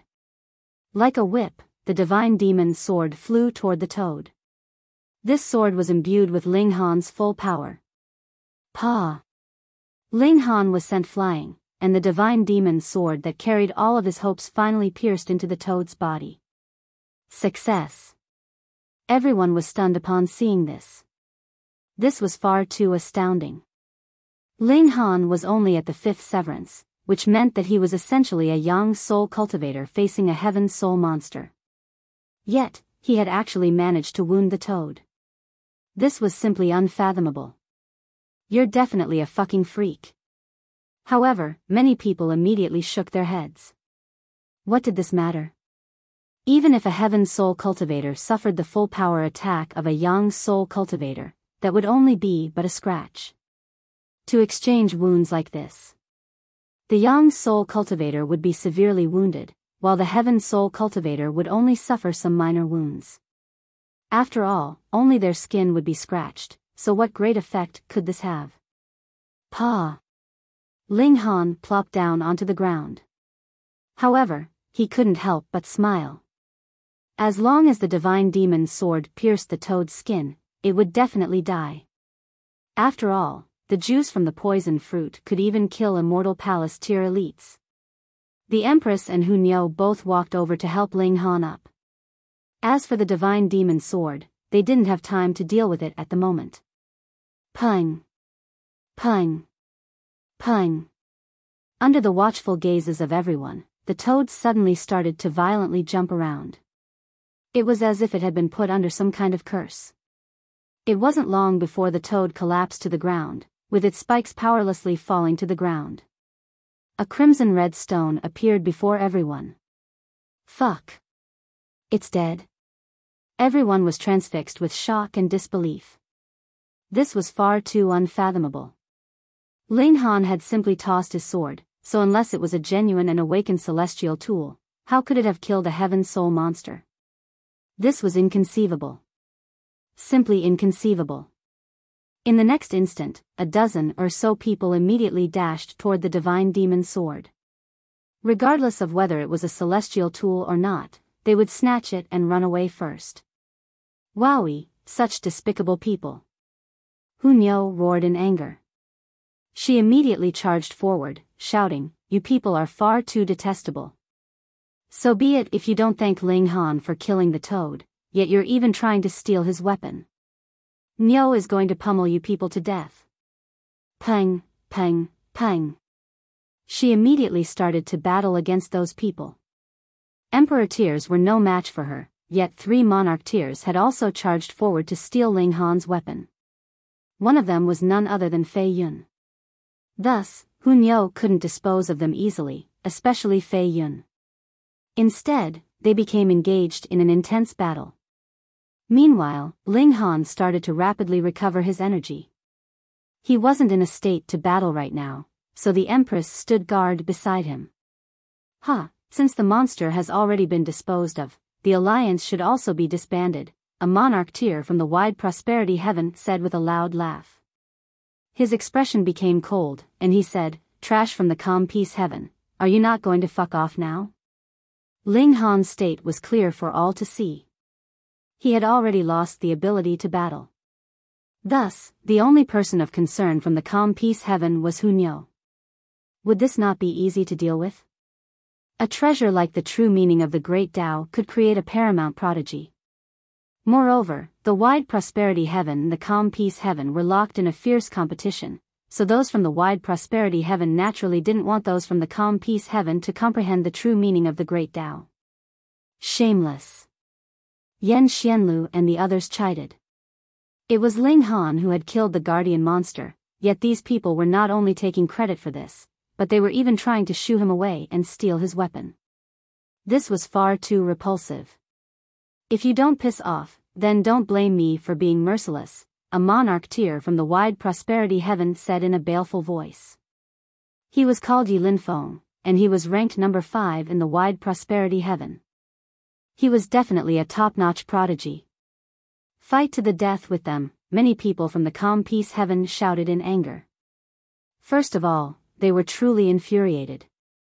Second of all, the true meaning of the great Tao was far too enticing. Who was willing to abandon this opportunity? Ha ha ha ha. Fei Yun roared with laughter as a sword appeared in his hand. He had successfully snatched the divine demon sword.